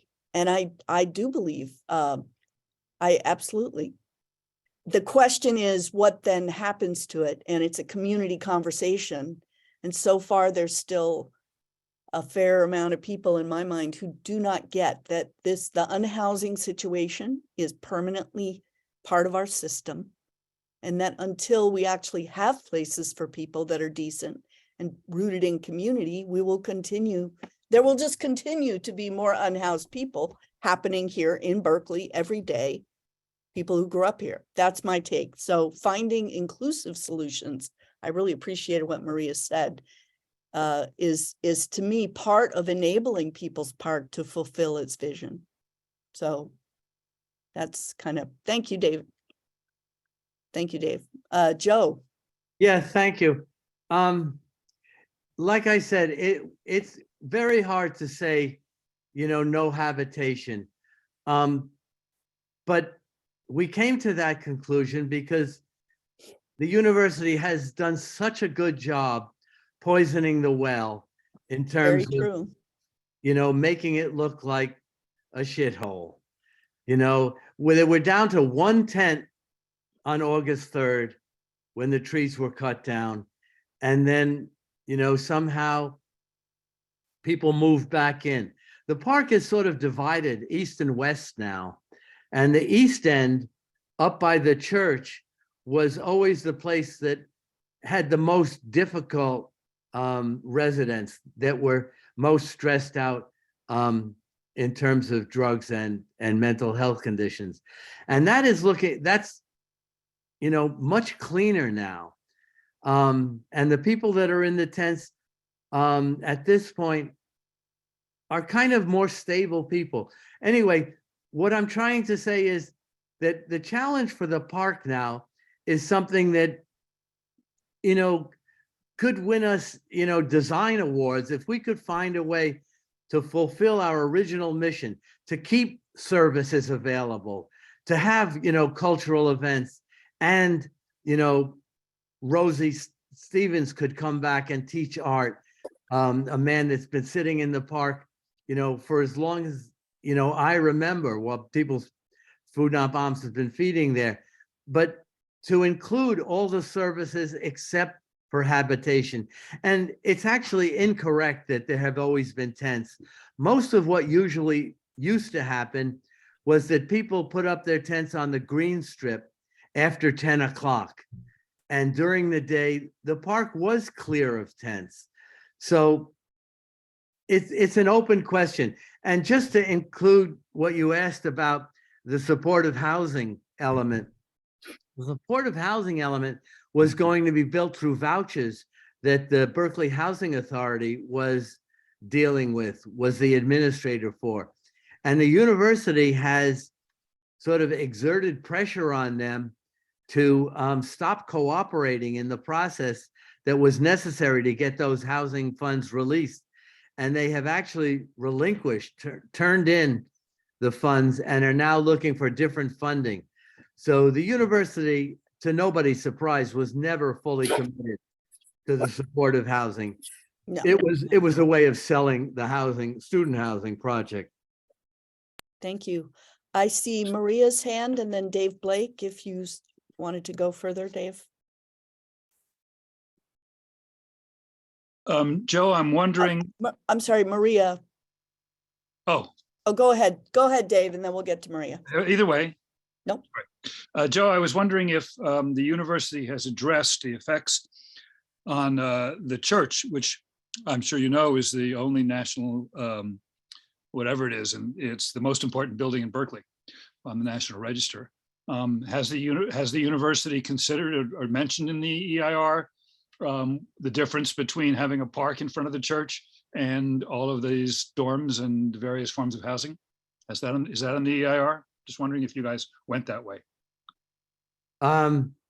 It's not in the EIR because, well, I'm not sure if the height of the main student building was determined to the point where its most serious effects would be known. But once that was determined, the chancellor, seeing that it was something that would be very upsetting and that it had a lot of credibility, has claimed that they have reoriented the angle of that building so more light will come through the stained glass at the First Church. But that's about all. The question. And is the church, can you talk to the church about their role in these proceedings? Are they involved at all? No. They are worried mostly about the actual building process, the heavy equipment and the foundation work that would be necessary. And that's mentioned in the EIR. And the mitigation is that they've switched from one kind of drilling apparatus and foundation construction to another. So the church isn't concerned about their loss of light and view at all? I haven't heard much. Okay, thanks. Dave, thanks. And then Maria, I'm hoping you might speak to the new generation of activists and advocates that you've met there, but you have a question or a comment?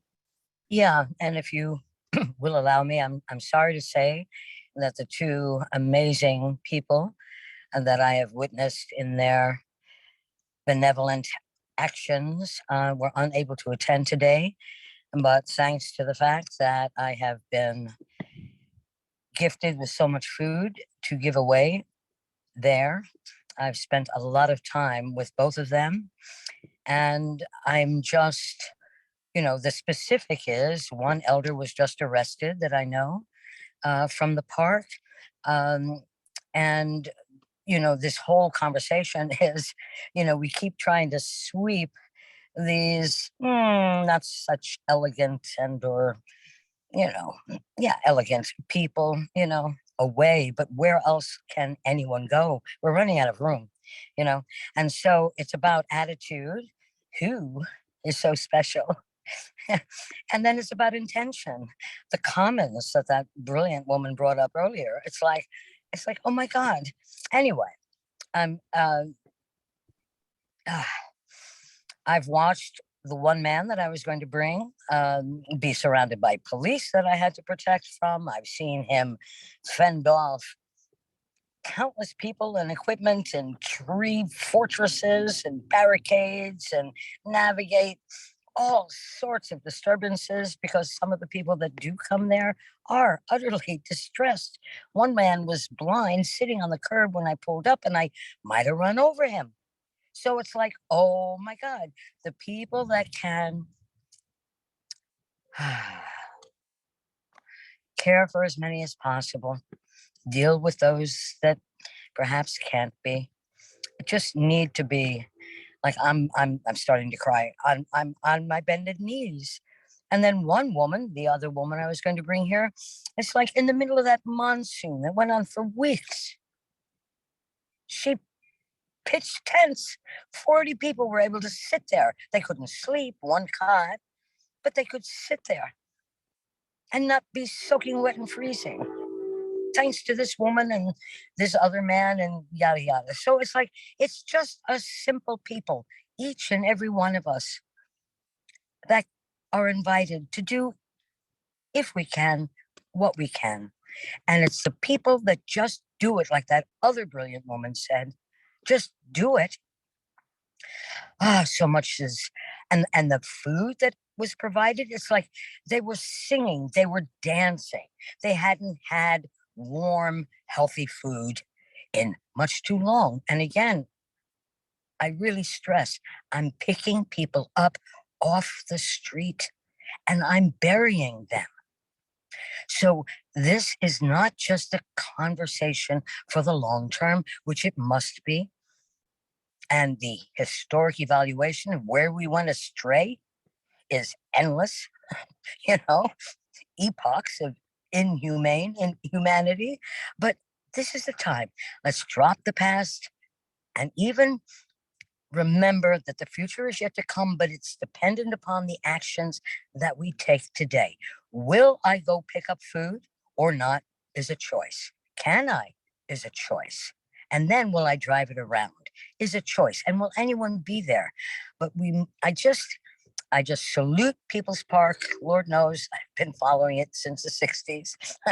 And, everyone that does what they can, I'm just so grateful. And yeah, I hope that those two people can speak at another time because, yeah, they're just saints on the ground. Saints on the ground. Okay, thank you. Thank you, Maria. You're an inspiration to me, sometimes a goad, but you're an important inspiration. And, everyone here who's spoken about what they're doing, yeah, I just want to reiterate, thank you. And for listening, for everyone who's listening. Wow. So I was hoping to have a little more time and conversation, but Hallie, I mean, you're one of us.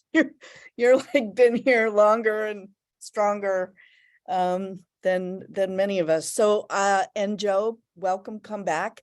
I hope we'll have a deeply reflective community conversation because around because it's because this is important to a lot of us on both sides. Yes, commoning. What is commoning? It's creating places that can be used for their best and highest purpose that is not economic always, anyway. So I just want to thank you both and thank everyone. We had a whole bunch of events I'm trying to share and updates, but I know we usually close our meeting formally just so folks who don't want to be part of that informal conversation can say goodbye.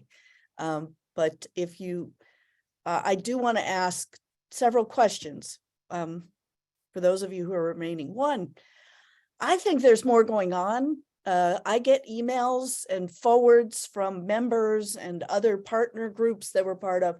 There's a lot of really good, juicy stuff happening.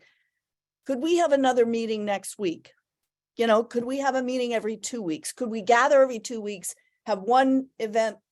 I need to start hearing from members. The board wasn't up for 4 days a month. but I would like a show of hands or comments of whether you'd be interested in having more gatherings online to share and go deeper with issues and our partnerships and the actions that are coming up.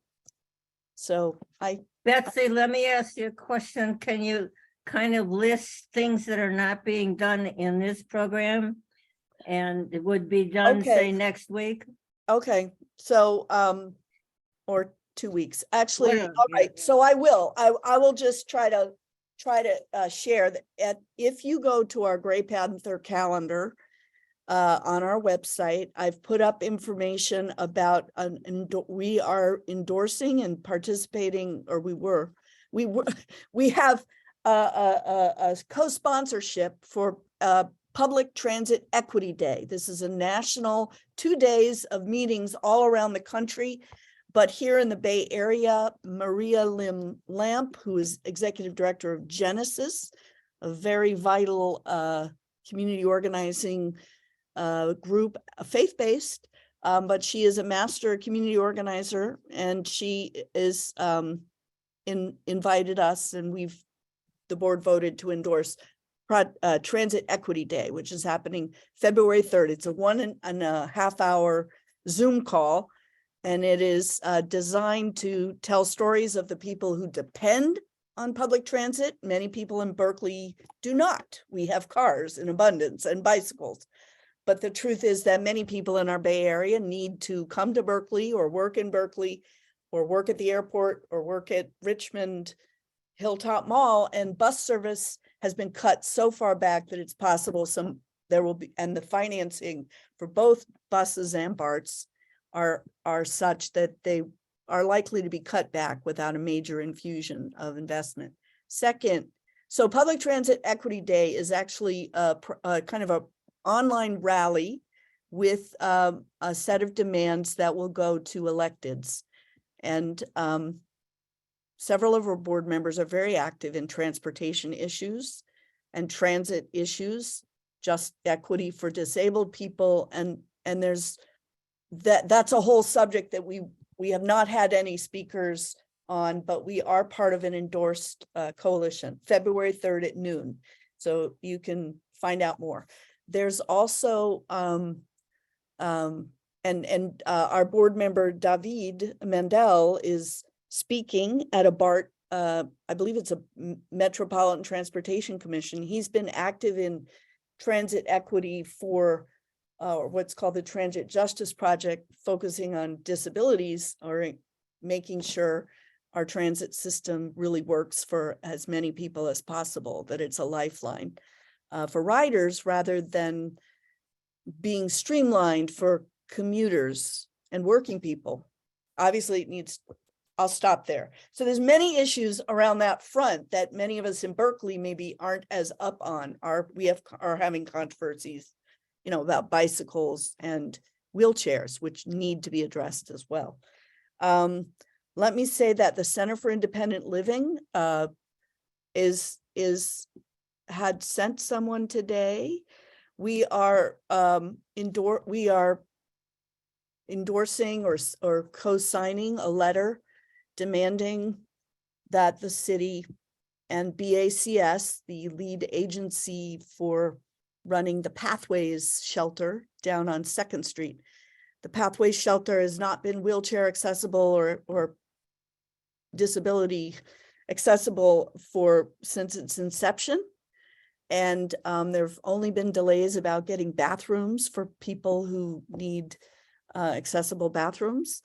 And they're planning to make some changes there. So the demand is a rigorous report on the status of the facilities and their accessibility, a tour of the facility because they've been limiting visitors.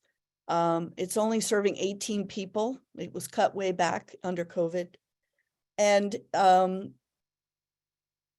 to then be involved directly in a community design review that will ensure that the transition from dormitory style shelter to some kind of tiny homes will actually be beneficial and humane.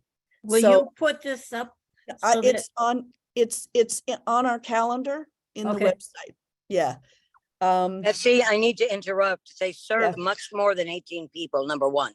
No, And they number serve two, many more, but they house 18, I was told yesterday. well, I would treat any and everything with due caution and diligent Okay. inspection. And please, before we think about, I'm just saying generically, giving these people any more money, given what they've done and how they've done it already, I suggest we really think hard and ask for an audit, because when I was at the funeral this morning, they've cut back on even the mobile showers in Berkeley, which Yeah. was one of the few things that I used and other people have used. It's like, oh my God, there's so much money and it's not getting to the people. You're so right. Thank you, And that's Maria. not just Berkeley, it's Oakland as well. I'm sorry. So the letter, I apps can't, I believe in this. So the letter is us being able to be a partner with the Disabilities Commission that asked us to look into this. The Homeless Commission, has brought this to our attention. And fortunately, the Center for Independent Living has a paid staff, and they are eager to work with us to educate their staff people about housing and homelessness, and also to to organize the support campaign to go to the city and make this demand. And right now, I think the audit is a great thing to bring up, but the letter itself is fairly straightforward. I'm sorry, I'll try to post it somewhere on our website, but one of our visitors today earlier was announcing it and making it, was going to be announcing that. She's had to leave. So follow up, just to let you know, I've been going out with someone from Friends of Adeline to interview people in the Here There Camp Adeline area who are homeless. And we've also visited the BACS intake center on Telegraph Avenue. And at this time, we've got the numbers of someone who we can send people to in the Oakland office of BACS, who I would trust to take care of someone, be able to see them and ease them in. So the idea on this sort of deep dive study is to get to know the people working in these centers and the programs, so that we're not referring people to something that we wouldn't ourselves know how to navigate or can't recommend. So I know, anyway, we should talk about this further, but some of the updates are that on it is that Mackay Freeman and I were working on the idea of a collaborative stakeholder summit and on homelessness with and for, by and with, in Berkeley specifically, but honestly, it could be larger, should be larger. And also a teach-in that Mina Wilson from Healthy Black Families suggested. So I'm going to be talking with them and sharing personal knowledge of people at these agencies as best we can with others. You all may have some referrals yourself, individuals who go above and beyond the bureaucratic mission to and who can augment all the volunteer efforts that a number of us are already involved in. I'm saying a lot. We get a fair amount of the most common calls Gray Panthers gets is an elder who's living in their car or about to be evicted from a motel and doesn't have a car and can't move anywhere, doesn't have the money to move. And I feel like we should have a conversation perhaps just about those topics, but there's also some other very exciting things happening. One other announcement is that March 17th, CARA, the California Alliance of Retired Americans, is sponsoring a statewide bus rally in Bakersfield to basically confront or encourage our new Speaker of the House, Kevin McCarthy, not to play games with Medicare and Social Security. There's the Republicans, especially the ultra MAGA Republicans, are acting as if Social Security and Medicare are somehow part of the US budget, the discretionary budget, and also that these funds are could help if we cut them or stop them from expanding, they could cut the budget deficit. These are not true. They're just playing political, not just football, but cannonballs and making people afraid. So there's a good rally. I would love to get us, if anybody wants to get a bus, wants to join the bus ride, we can talk about scholarships. If I don't even know what the fee would be, but I know that we're all members of CARA through Yeah. Gray Panthers or on our own. Hallie's an active. Yeah, you do not have to pay anything to get on the bus. Thank you. As member of Gray Panthers, you are a member of CARA, but if somebody wants to come on the bus and is not a member of CARA, they can still come. Great. So it's going to, they're encouraging people to help out if they can, but no one is going to be turned off the bus because they can't afford to go on the bus. And there'll be multiple buses from multiple cities throughout. And do we know it's a one day? We can Yeah, actually. it's going to be a long day, but it's going to be one day. They're going to leave early in the morning. There'll be a bus from Berkeley. There'll be a bus from San Francisco. There'll be some from from down south. They're going to have, a whole bunch of buses, 6 buses. Each bus is going to have 2 wheelchair spots to it. So if you need a wheelchair and you want to come on a certain bus, you need to let the CARA office know that ahead of time so that they can arrange for you to have a spot on the bus. Can we let you or Robert know? Yeah, sure. I mean, just it would be great to have.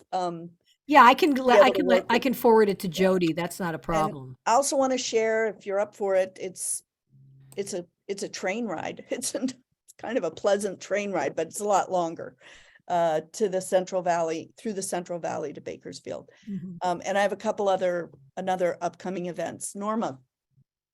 I posted in the chat the link that you were saying you have up, listing all those items. No, dates, I don't have them all. Yeah. whatever, listing a lot. Do people look at the chat? I haven't seen responses in particular to the chat. I look at it and it's easy to copy things from chat. You can also copy the whole chat if you want to. Right. I definitely follow it, Norma, but I also find if I'm trying to have a conversation with each of you online, or I have responses to almost everything, then I'm not listening to our speakers, and I do want to listen to our speakers. So Yeah, I go back and forth on that. If people cast their eye, eventually I'm going to put up a note that says I've copied the chat and put it onto a Word document, and you can ask me for it, anybody, and I will mail it to you. Thank you. We do have one thing that happens, which is that for people, and at least 2 of our members have visual display readers that they need to read things, and the chat actually interferes with the captioning, the closed captioning. I guess it actually interferes with their ability to listen and to see the meeting. So we need to find ways but the chat is so valuable for all the links and whatnot. I've done both, had the chat and the closed captioning up at the same time. I know that that's particular to certain computers, but anyway. It's the accessibility technology that allows people to, that has, we could get some explanation about it, but I know it can be disruptive. The magic is very confusing. Yeah, but it's something important. I do want to say that, can I go ahead with more of these jam-packed items? All right. Well, the board last month after some arm twisting, I think, agreed to go to have some trainings. So this would be outside of our regular meeting schedule, and it's there's at least 4 candidates of folks in coalitions we're already involved in, partners we already have, who so far we've identified could lead a training for us, or for our topics for us, to help us understand better how to build our base, how to organize for an action, that it's not just, let's have a party. I know many of you are very experienced at this stuff, but how to think together on strategizing and prioritizing the issues enough that we could then lead an action and invite all our coalition partners to it. So just like Public Transit Equity Day is an action, and this bus rally is an action that Kara is doing, and the Senior and Disability Action group that we're part of, we had an action in Alameda for a woman who was offered an affordable housing unit paid for with public tax credits and touted as accessible, but she was told in order for her to have a wheelchair accessible bathroom, shower, tub, she had a tub in there, she would have to pay for that herself. So we had an action, and we have to figure out follow-up, but we're not necessarily leading, but we can participate and contribute our voices. But it would be great for us to go back also that there are some issues we need to lead on as well. So there's these different types of actions, there's different issues that we are addressing, and the trainings would be short ways for us to have methods to how to think about and then have a conversation and decision making that involves more of our members, so we're all more of us on the same page. Is that so? I know some of you would love to be part of those trainings, and also I know that the focus is, we'll get back to you on that. And Carol, do you want to say a few words? Yeah, your hand. Yes, Jen was the woman that needed the bathroom. She couldn't get her wheelchair into the shower, and it would have cost her $11,000 to make the change in the shower for an accessible apartment that she qualified for. Did she have to turn it down, or did she move in and she's doing sponge baths basically? She turned it down. Yeah, wow.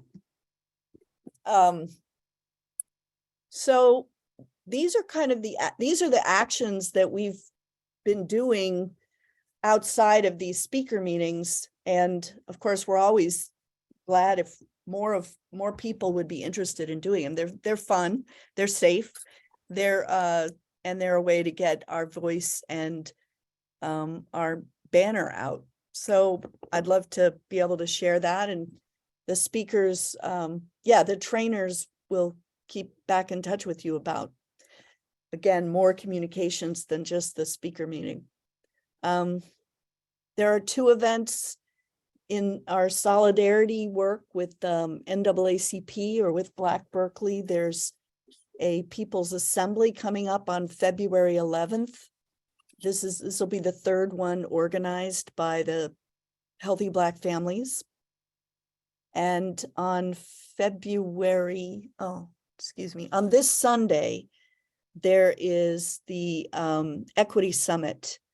And I'm not directly involved with that, but the essentially Black Equity Summit has stories and conversation about critical issues like reparations, or like what can be done at the North Berkeley BART or South Berkeley BART.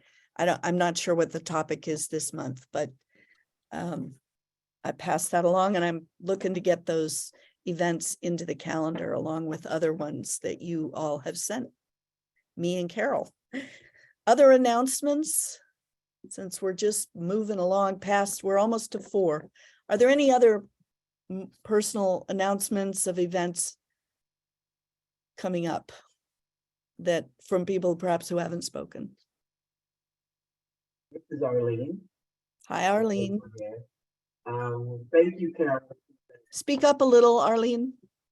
Thank you, Carol, for the email that you sent me. I went to Laney's College, Poor People's teaching, and it was my first time at a teaching.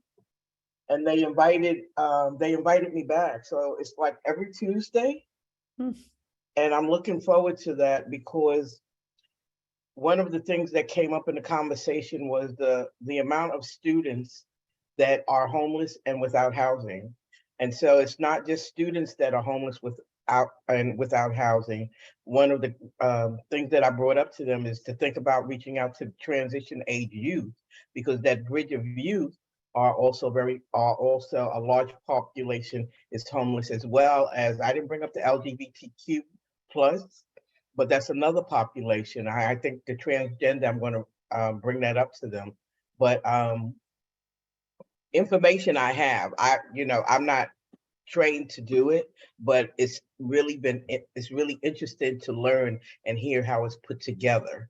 And so I'm really delighted that Carol sent me that information, because I'm not versed in a lot of the politics out here. But thank you so much. Thank you, Arlene, and for all you're doing, especially in Oakland. Pam or Muktavi, would you like to share what you're up to with your organizations?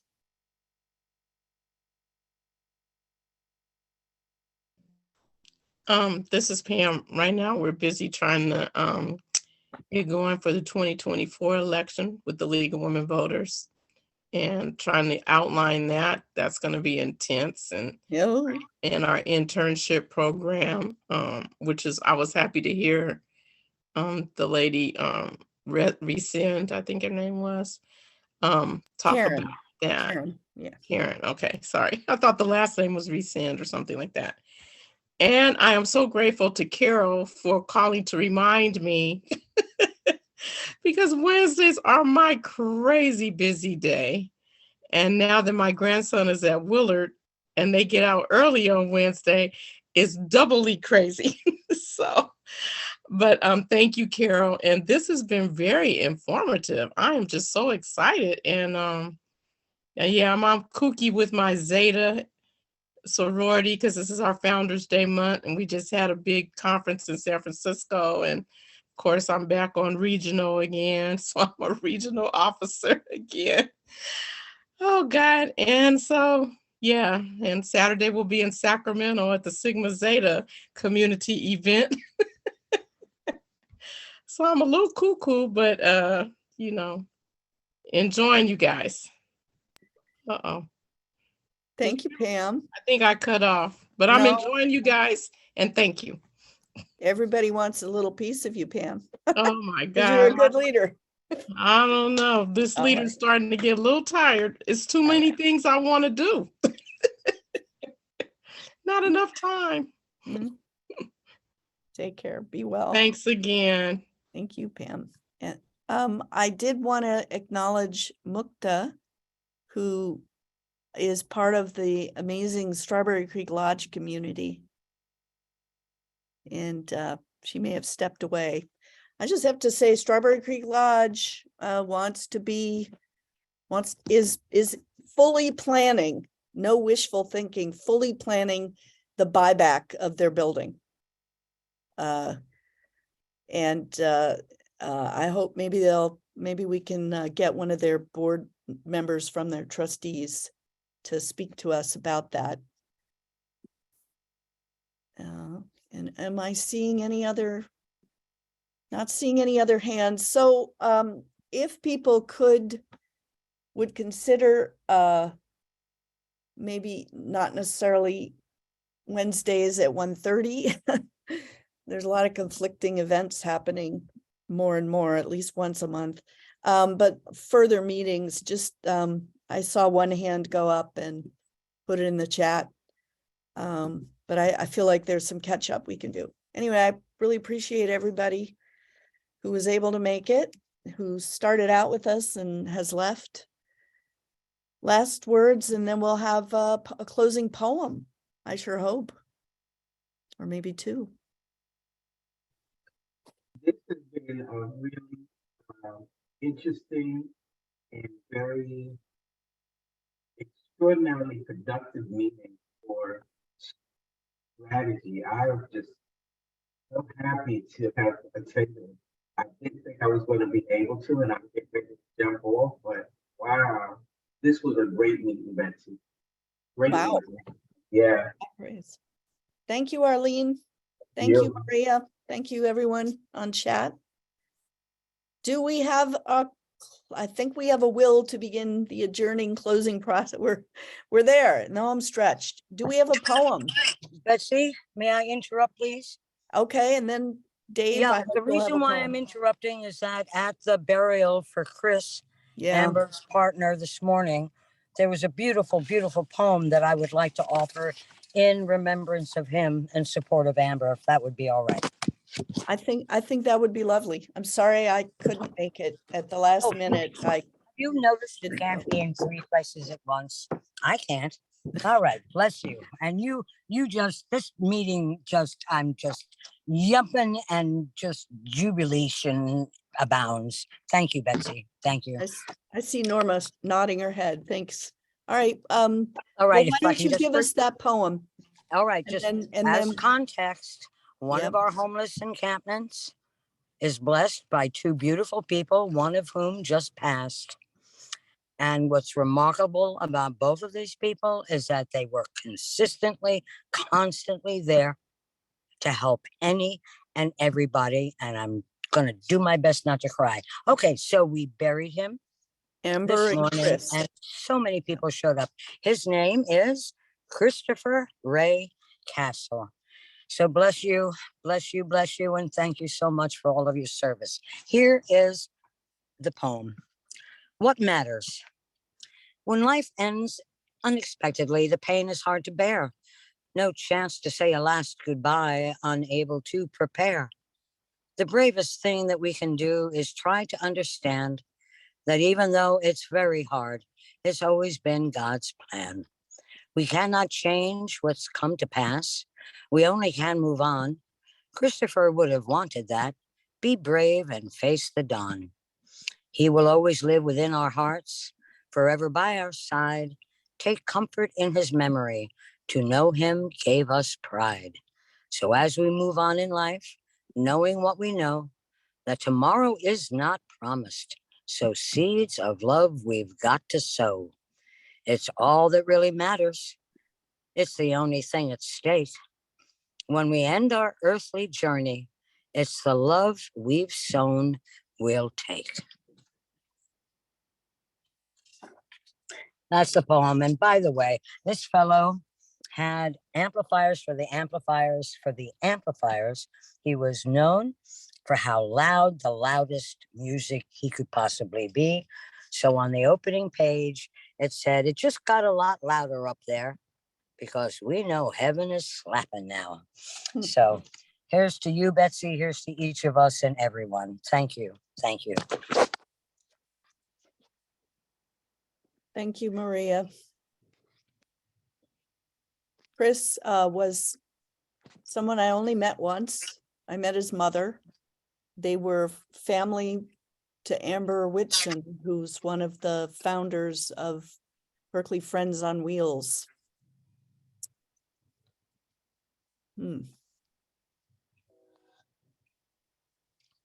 Yeah, he was breathtaking, and his partnership with Amber was also remarkable. And I was so happy. Excuse me, there's a train coming by, so just give me a moment. There were so many people there, and I didn't know how that was going to be possible because so many of his friends,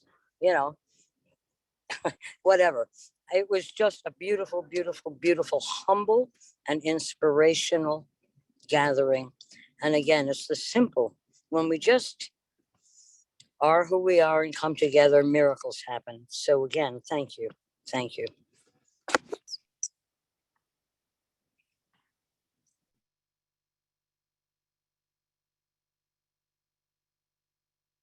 Dave, do you want to go now or do you want to save that poem?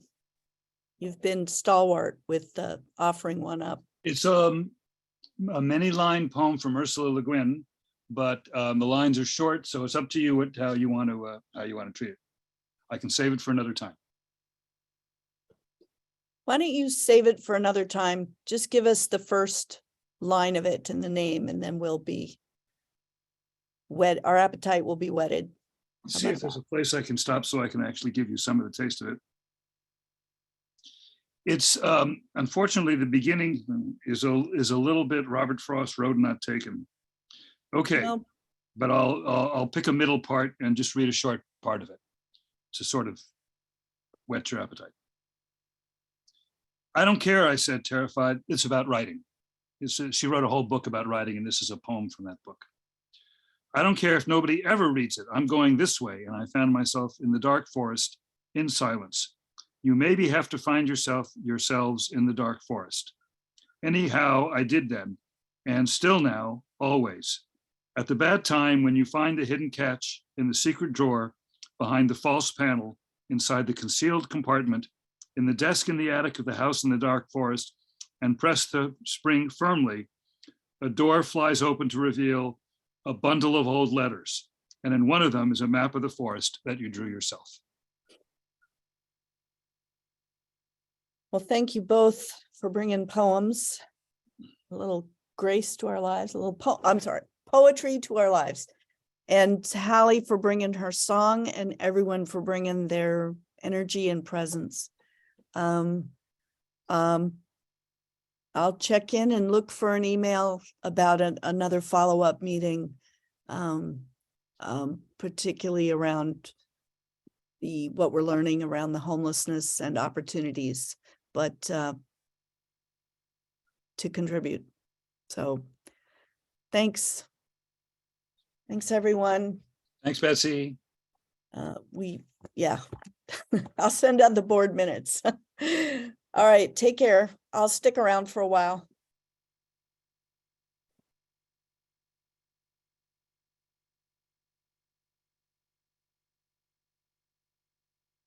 Robert? Carol? Are we out? Yes. Any last words? Goodbye. Goodbye. Goodbye.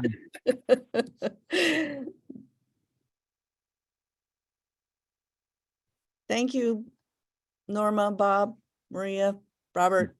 I'm gonna Okay. log us off now. Okay.